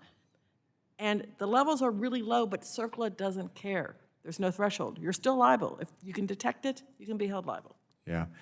I was really interested in some of the concepts. I liked your idea, and I'm not saying you were promoting it, but you at least laid it on the table, of shifting the burden of proof. And I like that because I'm concerned about what Mr. Falbe has raised, because all of my people downstream of the Smith Hollow Reservoir, who they believe that they probably started getting those chemicals in 2014, didn't test for it until 2020, or didn't test at all until 2020, and then didn't know it was a problem until 2022. But every landowner downstream from that site, because they don't put it all into the drinking water, some of it gets just released back into the river, could theoretically be liable. Is that right, Mr. Falbe?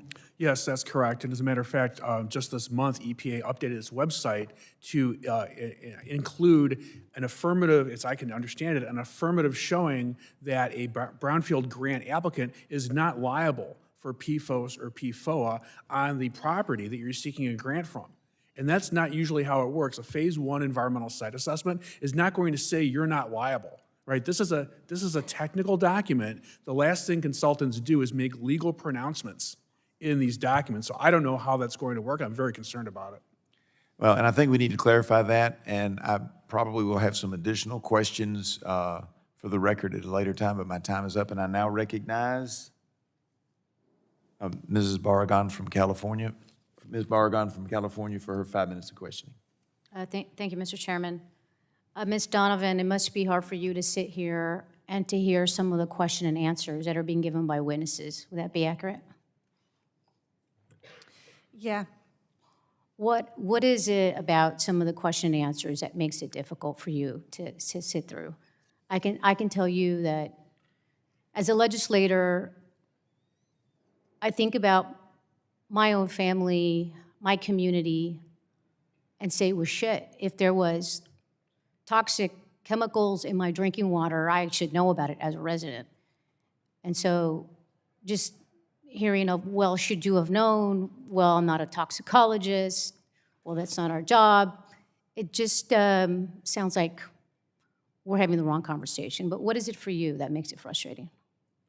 I mean, I think this goes back to what I said earlier, is that water utility lobby groups should be the biggest environmental champions known to man. And in the 8 years that I've been doing this, I rarely see them. I see them actively working against us, treating it like it's a business, like water's a commodity. Water is a sacred human basic right. We should be protecting our sources, making them as pristine as possible. We should be keeping them away from industry. We should be recognizing that water utility companies should not be profit centers ever. You know, we bail out farmers because we understand that farmers can't go under. They provide necessary food to us, even though we have abundance of food and we waste it sometimes. Water should be treated the same way. Instead of talking about how we need to shield people from liability because we don't want them to be oversued, why are we not talking about how the federal government can make sure that no water utility of any size ever has to worry about whether they need to make that decision between having clean, safe drinking water or having cheap, toxic water? Like, that is not what we should be talking about right now. Thank you. Ms. Donovan, sometimes when I've advocated for cleaner water standards or going against polluters, I've been accused of, well, you're from a very Democrat liberal area. Are you from a Democrat liberal area? No, I live in a red county. I have a lot of diverse friends, and I'll say that there's not a lot we agree on and can talk about, but this is the one area where we have seen the most bipartisan support. You come to my area, you talk about PFAS, everybody knows what you're talking about. You talk about Chemours and DuPont, and everybody's ready to see them go under. Nobody likes DuPont, nobody likes Chemours, and you know what we haven't been talking about today is how are we going to make, there's only 12 PFAS manufacturers in the entire world that are causing this problem. Why are we not talking about how we bring them to the table? You know, DuPont is profiting off of this right now because DuPont sells water filtration. We are allowing DuPont to get away with what they started back in Virginia and in North Carolina. They knew they had the opportunity and the chance to put the controls on, and they chose not to. And here we are, stuck in 7 years of litigation with them just to get them to pay for our drinking water. Thank you, Ms. Donovan. The Trump EPA has proposed broad exemptions to a PFAS reporting rule that was designed to help understand where PFAS are produced and how they're used. Collecting this information from companies would help EPA regulate PFAS and prevent further contamination. From a community perspective, how important is it that industry be required to disclose where PFAS are used, and what happens to communities when companies are exempt from providing information? It's not fair because we're all making decisions and they need to be informed decisions. You know, I raised my children on this water, and I worry constantly about the body burden that we expose them to unnecessarily. You know, I worry about any sneeze, any backache, any complaint of an ache or pain. Sometimes when we go out to eat, I will purposely drive out of my way to go to an area where I know the water is safe and clean. I came here, and I don't even know if the water is safe and clean here. I don't even know sometimes what food choices to make at a grocery store, and sometimes I'm afraid to go to a farmer's market in our area because I'm worried that the produce was raised with contaminated tap water or contaminated well water. We need the right to know. It must be fully disclosed. It's the only way that we can have consent, and right to information is recognized by the United Nations as a basic human right. Well, thank you for your advocacy and for your work and for being a voice, not just for your community, but for those across the country. I know it can be challenging, and so you being here today is very helpful, and thank you for sharing your story, and it's something we should all be advocating for and making sure we have clean air, clean water, and certainly the ability to not have to question whether we can drink the water. With that, I yield back.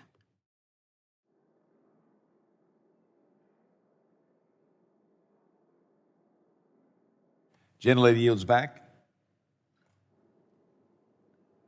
I now recognize Mr. Soto for his 5 minutes of questioning.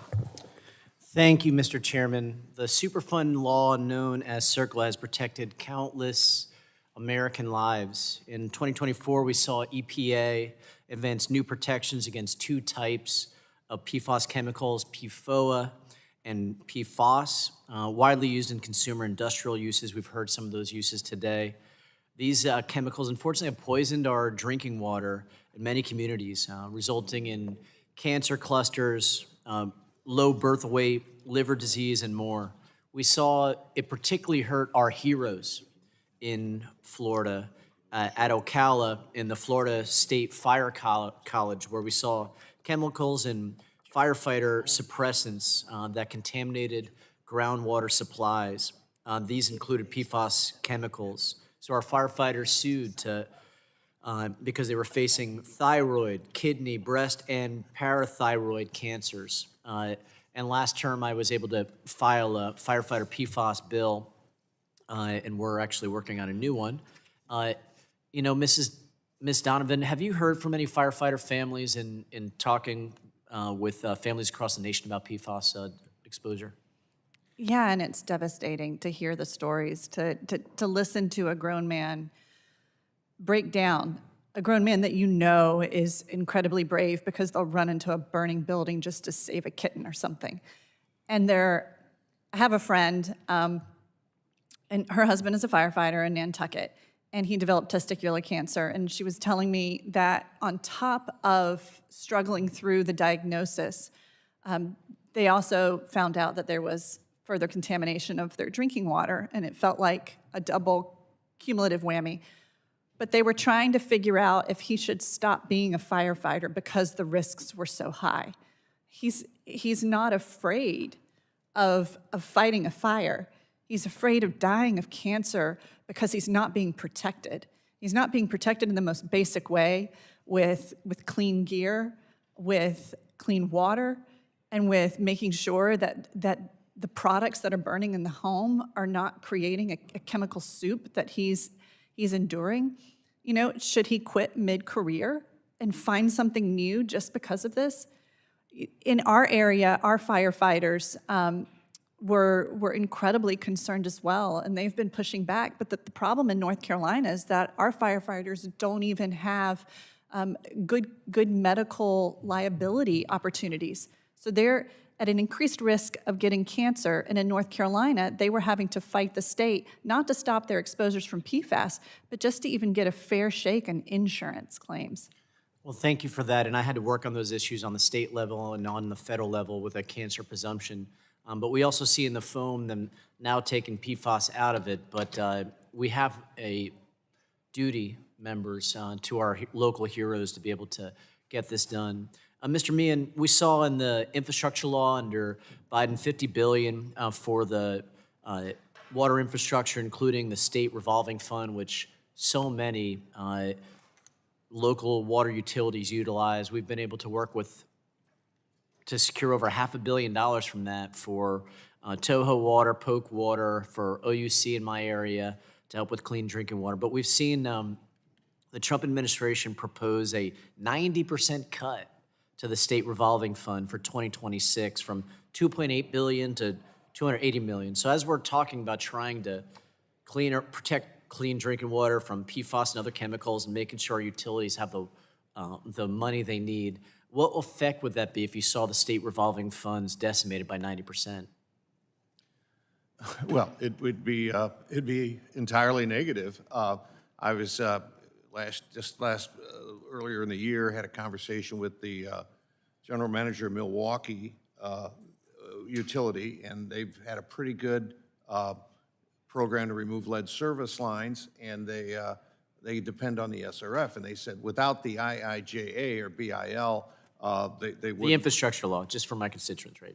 Yeah, without the money, it wasn't going to happen because they've got a pretty a ratepayer base that's not exactly affluent, and so yeah, it would retard things. Again, it will default again to the ratepayers, and so then you get into a local political discussion of how much you can afford to raise the rates and at what pace. And of course, if you've ever been to a ratepayer hearing, you hear a lot of conflicting views about where the rate should be. And so if Congress delivers on our state revolving funds, this will keep water utility rates down. Although I will, and this will not be a popular statement, the earmarks are really devastating the SRF's program.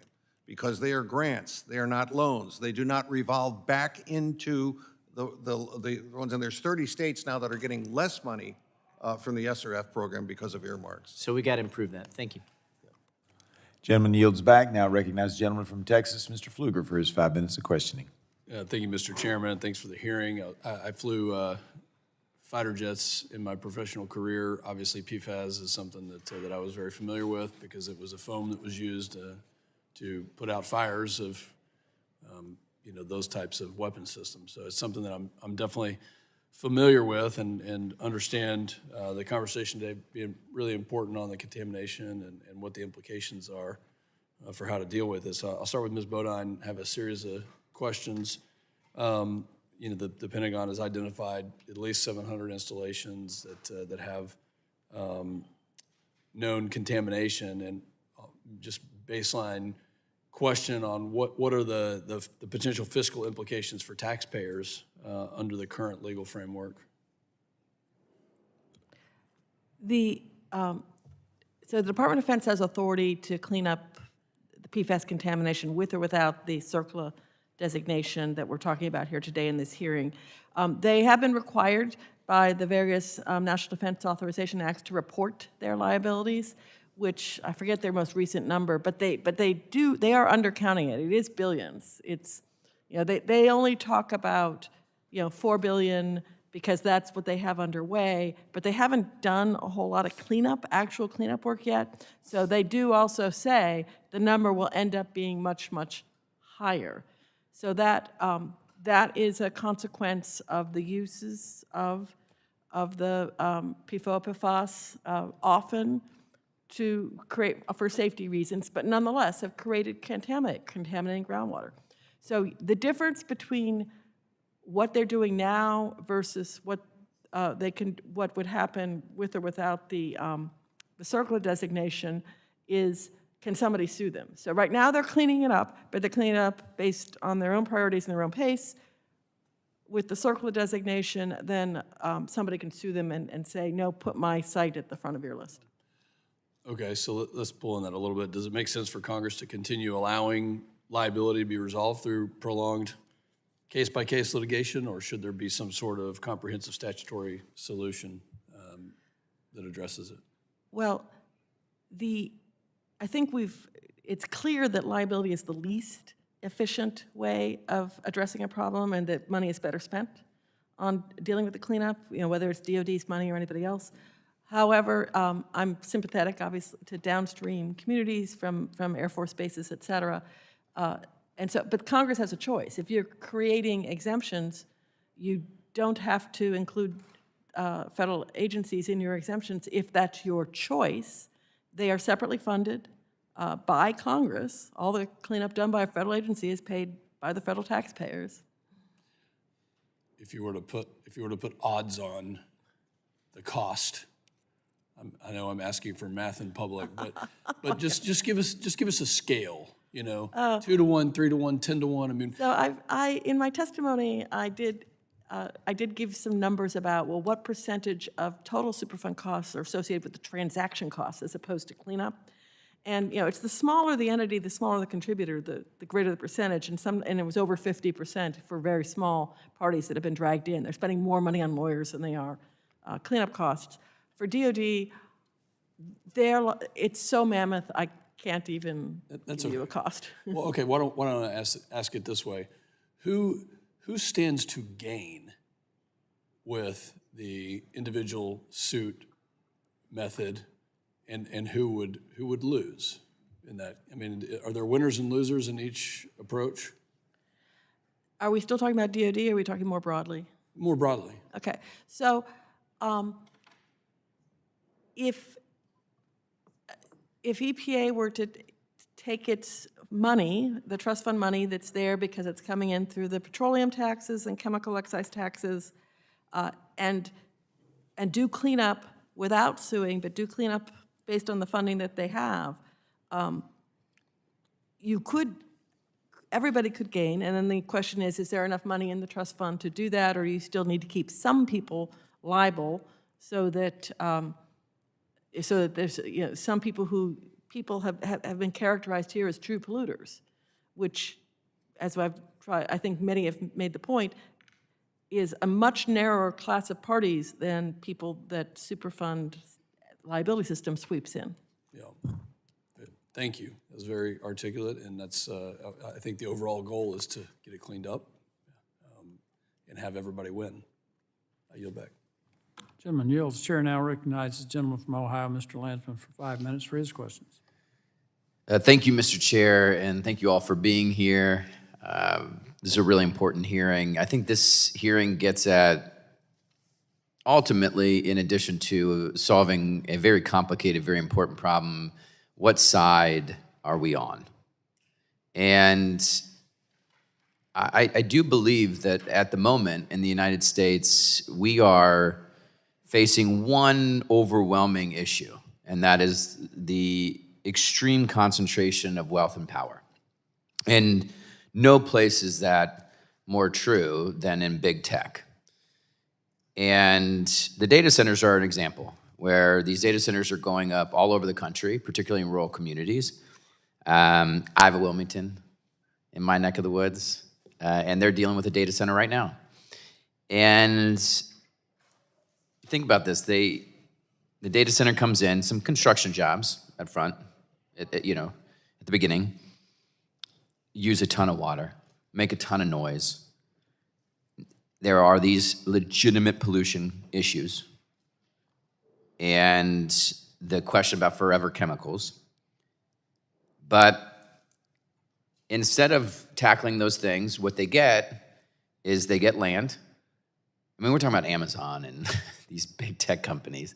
They get a bunch of land, and then these towns and townships that have no money, they got to give them tax cuts, tax breaks for the data centers to come in, so depleting their bank accounts. And it leaves communities frustrated, angry, poorer, sicker, and it's fueling what? It fuels higher utility bills for folks, less local money for towns and townships, the pollution. Now, these big tech companies get billions and billions of dollars. Those are the winners. The president can make memes. My staff does, And now, these communities may not be able to sue. We may not be able to take on these folks in court. So we got to pick a side. And Ms. Donovan, I'll give you the rest of my time.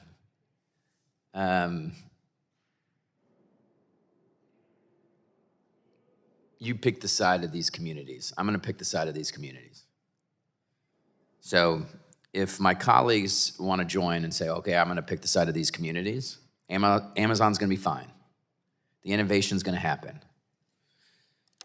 Top 3, and some of this you'll repeat, but top 3 things we got to do to be with them, not the big tech companies. Top 3 things you want Congress to do. I wasn't prepared for that.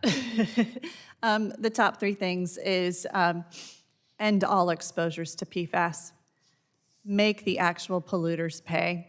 We know the billion-dollar polluters. We're sitting here bickering over such inconsequential things, but we also need to know the health risks. Part of our human rights claim was the fact that I need to be able to go to my doctor and have a real authentic conversation with my doctor about the risks of our exposures. But we don't know all of those right now. I had to reschedule an urgent colonoscopy just to be here, and I don't know what's going to happen. But I also do my research, and I can't find a really strong link or a connection. We're never going to be able to fully, in a legal system, hold Chemours and DuPont accountable without being able to establish a human causal link to the exposures. And we have been fighting in my community for 7 years to try and get a large-scale human epidemiological study. That's what the power of the United States and Congress could do. You could start funding that research. You could pass legislation right now to get that going.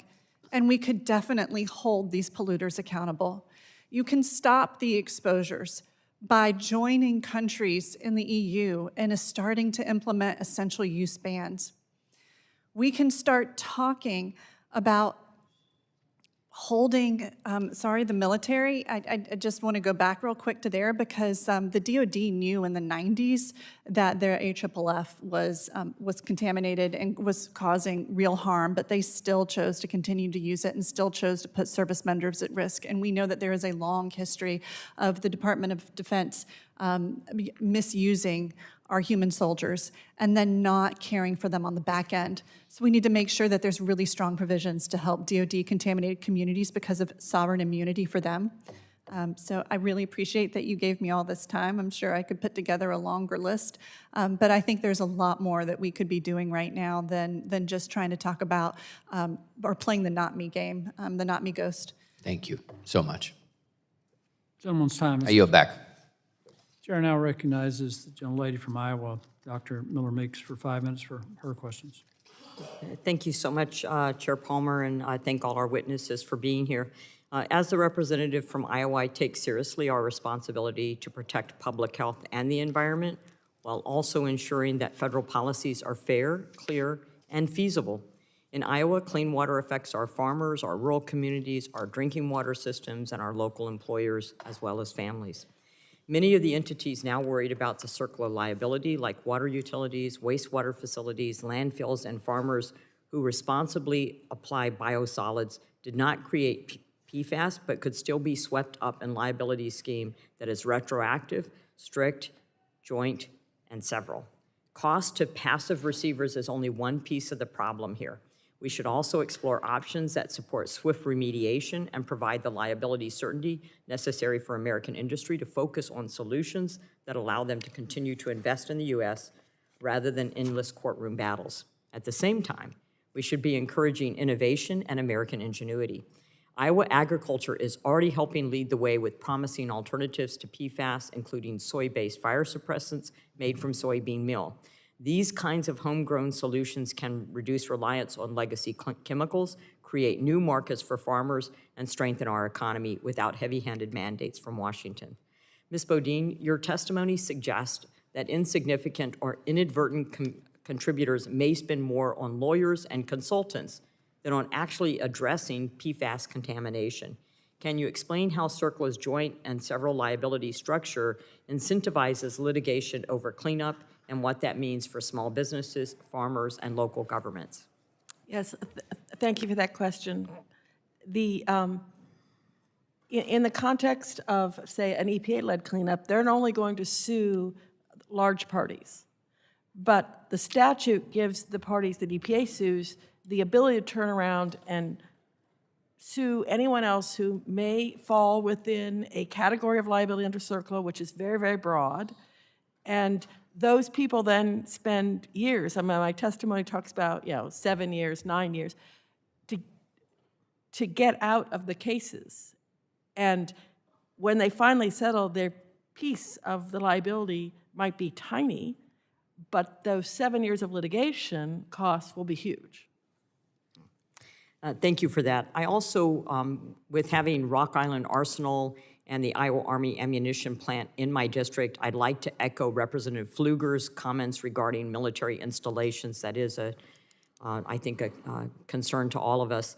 And so I won't ask that question. Mr. Falbe, from your members' experience, how has the PFAS designation already affected Phase 1 environmental due diligence, financing, and insurance for commercial real estate projects? And what does that mean for redevelopment, housing construction, and job creation in local communities? Yes, thank you for that question. We've talked a lot about clean water this morning. Everybody is in favor of clean water. Everybody is also, I believe, in favor of brownfield redevelopment. So it's important to be able to redevelop infill properties that are contaminated. And what we're asking for in terms of a CERCLA liability enhanced protection doesn't mean those sites will not get cleaned up. In fact, I think it paves the way for that kind of redevelopment, because the concern is the unlimited CERCLA liability, the fear of having to write a blank check and pay lots of lawyers, right, to litigate CERCLA liability. So I think, Phase 1 environmental site assessments are great. They're just a look. There's no testing involved. It's still an evolving industry, and just simply the fear that PFOS or PFOA may be on a site, not even caused by anything on that site, but maybe by surrounding properties or air deposition or other issues like that, it creates a great degree of uncertainty. And as I said before, the market, investors hate uncertainty. I think brownfield sites are best cleaned up at the state level where you can get closure without that CERCLA liability. Mr. Mehan, the EPA has issued enforcement discretion guidance stating it will not pursue certain categories of passive or public service entities, such as water utilities and wastewater systems. Why does this guidance fail to provide real certainty for those entities, and why is congressional action necessary to protect them from third-party lawsuits? I'll get it right eventually. I'll echo our colleague Susan Bodine that guidance like that applies only to the agency, not to the 2/3 of other litigants who are potentially responsible parties who can drag in a utility or any other potentially responsible party under the 4 categories. So, you know, that doesn't work. And I also cited earlier, I don't know if you're in the room, but there's a case in New Jersey involving Passaic Valley Sewage District, and EPA actually brought them into litigation in the hope of giving them a get-out-of-jail-free card through a settlement. 10 years later, they're still in the litigation because of opposition from some of the major PRPs, and there's collateral litigation is spun out of that. Gentlewoman's time has expired. So it's a sticky wicket, and quite frankly, no lawyer I talk to, and EPA, to their own credit, is just trying to do the best they can. So, but it's not a solution at all. Thank you. I yield back. Thank you, Mr. Chair. Gentlewoman yields. The chair recognizes the gentleman from Louisiana, Mr. Carter, for 5 minutes for his questions. Thank you, Mr. Chairman. Protecting communities from PFAS, so-called forever chemicals, is a matter of public health and environmental justice. PFAS are man-made chemicals that do not break down in the environment or the human body. They accumulate over time in our water, soil, and bloodstreams. They're linked to serious health harms, including cancer, reproductive complications, and weakened immune systems in children, among others. Nowhere is this issue more urgent than in fence-line communities, especially in places like the one that I represent in Louisiana, which has the unfortunate moniker of Cancer Alley, where families live next door to petrochemical plants and industrial facilities. These communities, disproportionately Black, working class, already face higher exposure to toxic air and water pollution. PFAS contamination only compounds those risks. Strong federal protections matter because PFAS pollution doesn't respect state lines. We need clear standards, rigorous monitoring, and enforcement authority.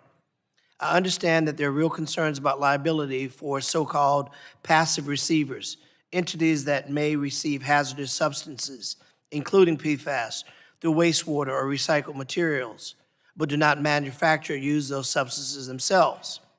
I want to continue working with this committee on that issue, but in a way that doesn't weaken protections, but strengthen them for the communities that are most impacted.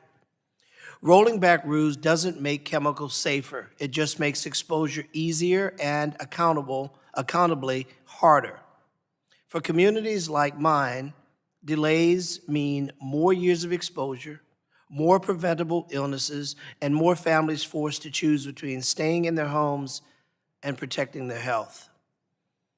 Ms. Donovan, can you describe how PFAS contamination has affected your community's health, access to clean drinking water, and overall quality of life?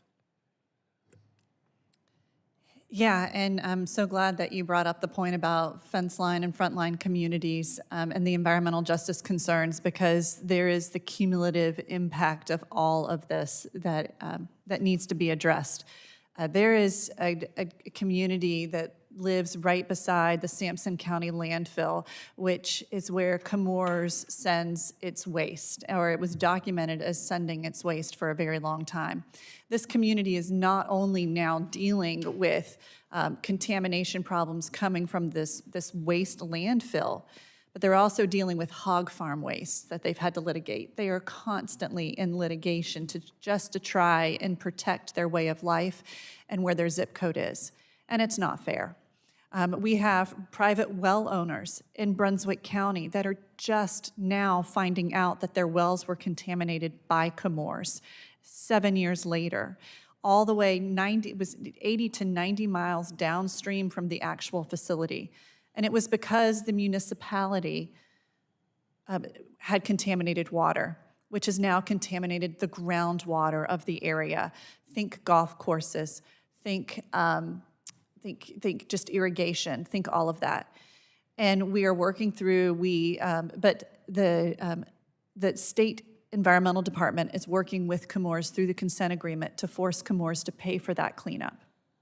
We are seeing communities, there's a black community, a predominantly black community called Rock Hill in Wilmington, North Carolina, and when developers come in and create new homes, they are bypassing the ability to give this community access to municipal water that is cleaner than the groundwater that has been contaminated, again, by PFAS. And so there is a struggle and a fight to make it equitable and just for this community to access a better opportunity for water now that it's available. Can I interrupt you just for a moment, because I only have a few seconds left. I really want to ask you about RCRA. We know that the Resources Conservation and Recovery Act under the Biden administration was working toward coming up with ways to deal with this. How would RCRA, cradle-to-grave waste management model, provide your community with a sense of security, knowing that PFAS waste are properly managed and maintained through the life cycle? Yeah, I mean, we have, we know that there are tanker trucks that leave Chemours constantly. We've seen spills that have happened, but they don't get reported. It's been voluntary, eye-on-the-ground observation from the very communities that's being contaminated with the air releases that are having to call regulators and say, hey, you know, we took some pictures of this spill. You know, that would have been documented. We also worry, again, like, where is the land application of the sewage sludge that we know is contaminated? Where is that going? There needs to be a whole system to understand that. And again, this isn't an issue about liability. And my time has expired. As I do, Mr. Chairman, I just want to close with this. We know this, that if the big polluters are left to their own devices, they won't report. They'll continue to take the path of least resistance, which is to continue to contaminate communities. That's why committees like this and people like you coming to testify strengthen our hand in making sure that we are insisting that if coexistence is to happen, it can only happen when communities are made safe. Mr. Chairman, thank you for your generosity and time. I yield. Gentleman yields. Chair now recognizes the gentleman from Georgia, Mr. Carter, for 5 minutes for his questions. Thank you, Mr. Chairman. This is certainly an important hearing, and Mr. Chairman, I applaud you and thank you for holding it. The impact of EPA's CERCLA designation for the two PFAS chemicals. PFAS, we've established the fact that PFAS is used in a number of different areas and in a number of different things, and consumer products and industrial purposes, and oftentimes they're used in life-saving devices, electronics, and firefighting foams, and I'm going to touch on that in just a second. But while they're essential for everyday life and many life-saving devices, it's a very complex nature and makes the cleanup and the disposal difficult. So I want to talk about the practicality of how we deal with this. I'm not denying we need to deal with it. I want to talk about the practicality. Mr. Mehan, I want to ask you, how do you expect cleanups timelines, or do you expect cleanup timelines to slow because parties simply don't have any place to put the soil, the residue, the water that now must be managed as potentially CERCLA triggering waste? Well, if you're talking about the waste or residue or biosolids from water and wastewater utilities, that's a real problem. And EPA hasn't really come down on what's the preferred technology. So basically, it's a sort of an ad hoc decision for each utility. Do you store it on site? Do you incinerate it? Do you send it to a hazardous waste landfill rather than a muni landfill? Big cost differential. So right now, it's cats and dogs, how we're going to do it. Now, if you're talking about a Superfund cleanup, those are historically You know, 20, 25, 30 years. No, I absolutely, there's still monster mining sites out west. I mean, Susan Bodine can address that much more eloquently than I, but they're long-haul cleanups, long-haul projects. Well, given the, excuse me, given the significant liability uncertainty, the limited disposal options, and the broad range of parties that are potentially exposed, what do you think the top steps are that EPA could take? What could they do? The technology may just have to evolve to a greater level. Also, the EPA is going to have to maybe factor in some risk versus risk considerations. That is storing on site better than sending it maybe to an incinerator? Well, personally, I don't think so, but there are consequences, and people aren't thrilled about having a new incinerator in their county. So it's going to be very difficult, as I say, case by case sorting this out, and whether technology will save us. I know there was a citation from Veolia about their disposal, but I've been through the era of incineration for hazardous waste as a state official, and nobody's happy with it. Nobody's happy with it. They want the regulator to be a land use authority. Ms. Bodine, you have anything to add to that? Yes. I mean, EPA, out of their Office of Land and Emergency Management, really does need to provide guidance that's a risk management approach. We can't take, the Office of Water did a risk assessment that said, 0.01 parts per trillion. Okay. That's not risk management. You need to say, okay, and states are already stepping out and doing this. Okay, you can land apply these residuals at, most states have said, okay, 20 parts per billion. That's a lot different than 0.01 parts per trillion that, that the Office of Water Risk Assessment would suggest. So you just need to have a practicable consideration that takes into account is there really exposure, and provide real guidance. The guidance that's out there, the most recent update was 2024, says if you have higher levels, use technologies that have a less chance of release, and that would be incineration, deep well injection, and hazardous waste landfills, the most expensive technology. Okay, I've got a minute left, and I want to get to this, Ms. Bodine. I want to ask you about the foam that airports use to put out fires. If I have a loved one on a plane, I want that fire put out as soon as possible, as quickly as possible. What about the liability the airports are put under whenever they're using this, and yet now it's being regulated this way? Yeah, the airports were actually compelled by law to use the same firefighting foam that met the military specification, which for years and years included PFOA and PFAS, the AFFF foam. And yes, they are now being sued. And the real question is, is that fair? Because as you pointed out, they're saving lives, and two, they were actually compelled by law to use it. And so I think that's an example of where they are recognized as an equitable consideration, an entity that should not be targeted for enforcement under EPA's enforcement guidance. And if somebody's well is contaminated because of firefighting foam, then EPA should use its own resources provided by the trust fund and clean it up without suing it. Okay, I'm out of time, but thank you all for being here. This is extremely important, and I yield back. Gentleman yields. Chair now recognizes gentlelady from Michigan, Ms. Dingell, for 5 minutes for her questions. Thank you, Mr. Chair. As co-chair of the Bipartisan PFAS Task Force, I want to start off with some facts. PFAS contamination is a nationwide environmental and public health crisis. It impacts our air, our soil, our water, our food systems, and consumer products. EPA's authority under the federal Superfund law, CERCLA, is essential to addressing it. For decades, PFAS was used widely. We acknowledge that. But these chemicals are linked to cancer, infertility, immune dysfunction, and developmental harm, and they persist in the environment for generations. Nearly every American has PFAS in their blood, 97 to 99%. And today, we know with certainty that PFAS is harmful, and communities in every state have been impacted. I've led the fight in Congress to confront this crisis. I've led the Bipartisan PFAS Action Act, which passed the House twice, and which codified the designation of PFOS and PFO as hazardous substances until substances under Superfund, set in statute a national drinking water standard, limit industrial discharge, and strengthen cleanup authority. I've introduced legislation to eliminate PFAS from cosmetics, food packaging, firefighting turnout gear, and other products. Earlier this year, I've led the bipartisan letter to EPA urging the EPA to uphold CERCLA designation for PFAS and PFOA, to reject efforts that would weaken Superfund accountability. Rolling back CERCLA won't reduce the liability that everybody's worried about. Instead, it's going to shift costs to the taxpayers and allow contamination to spread. While EPA's CERCLA designation for PFAS and PFOA remains in place for now, it's under continued pressure from industry and others seeking broad exemptions, including for so-called passive receivers.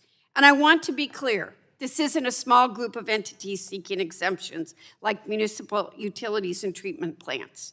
It's a much larger universe, including secondary manufacturers, industrial recycling facilities, and infrastructure construction groups. The topic today is about picking who does and doesn't have to play by the rules, and I'm deeply concerned that these proposals risk undermining the very purpose of Superfund. Weakening CERCLA authority delays remediation, increased costs, and leaves communities exposed. It isn't a partisan issue. It exists to protect people and hold polluters accountable. So I want to ask Ms. Donovan some questions. I want to be clear about what the exemptions being discussed at this hearing would accomplish. So I have yes and no questions. Ms. Donovan, would Superfund exemptions remove PFAS from water, soil, air, or consumer products? Yes or no? No. Ms. Donovan, would Superfund exemptions do anything clean up contamination in impacted communities? Yes or no? No. Ms. Donovan, would Superfund exemptions make any meaningful steps towards getting boots on the ground to clean up the contamination in Cape Fear or other sites around the nation? Yes or no? No. Ms. Donovan, would Superfund exemptions help any of the families who are being impacted by health issues caused by PFAS exposure? Yes or no? No. So I'm going to ask you one more question. I am worried about if I have a family on a plane and you want something, but they are creating other ways to deal with it. Should firefighters who are keeping us safe every single day, would this exemption help them get PFAS out of their gear and other things that they're doing to protect us? No. So thank you to the witnesses for being here today. The risks posed by PFAS are real and serious, and weakening CERCLA would not protect communities. It would expose them to further harm. This committee has a responsibility to deliver real, enforceable solutions that protect public health and stop the spread of PFAS contamination nationwide. I urge my colleagues to take up the bipartisan PFAS Action Act and take real and meaningful steps to address the full scope of the PFAS problem. Let's show the American people we care. Let's show them we know it's in your blood and we don't want it to harm you. With that, I yield back, Mr. Chair. Gentlewoman yields. Chair now recognizes the gentleman from Colorado, Mr. Evans, for 5 minutes for his questions. Thank you, Mr. Chairman, to the ranking member, and of course to the witnesses for coming today. My first question will go to Mr. Mehan. In the several decades ago in Colorado, we had the location of the old Denver International Airport, which has since moved. It's several miles to the east now. But decades ago, the old Denver International Airport used PFAS in the firefighting foam for public safety to keep the airport safe. And it's since moved decades ago, but my district is downstream of the old airport that has that PFAS load in the soil in the surrounding areas. And so that rinses downstream to my district, to places like the largest city in my area, Thornton, Colorado, which right now is being forced to raise water rates on my constituents to pay an extra $2.6 million a year for the treatment costs of PFAS, which is coming from a site that no longer exists decades ago that they have no control over because it's upstream of their jurisdiction. And I'll remind my colleagues on the other side of the aisle that when we raise rates on consumers, when we increase the cost of living, that increases the rates of poverty. And poverty also has a negative health outcome and causes real harm. So my question to you, in your testimony, you warned about the dangers of additional costs that water utilities could be forced to pay in the form of cleaning up contamination that they did not create. Can you share some more insight into the economic impact that the current system could have on water utilities, big and small, if Congress doesn't take action to remove liability from the Thornton water treatment plant for PFAS that happens decades ago that they did not create? Well, the cost to ratepayers is a cumulative effect. It's inflation, it's materials, it's the lead and copper rule, it's the PFAS rule, it's aging infrastructure. I mean, pick your poison. And you added just another, I won't say needless burden, but put it this way, an unjust burden on a utility to clean up something for which they were not responsible. It's just aggravating the situation. And it really makes it difficult when you go to a public hearing to ask for a rate increase when you have to point to things that you're really not responsible for which you are being held responsible. Thank you. Going to Mr. Falbe, we just heard about the impact that remediation would have on water utilities, and you yourself noted in your testimony that PFAS is expensive to remediate, but I'd like to get some more context.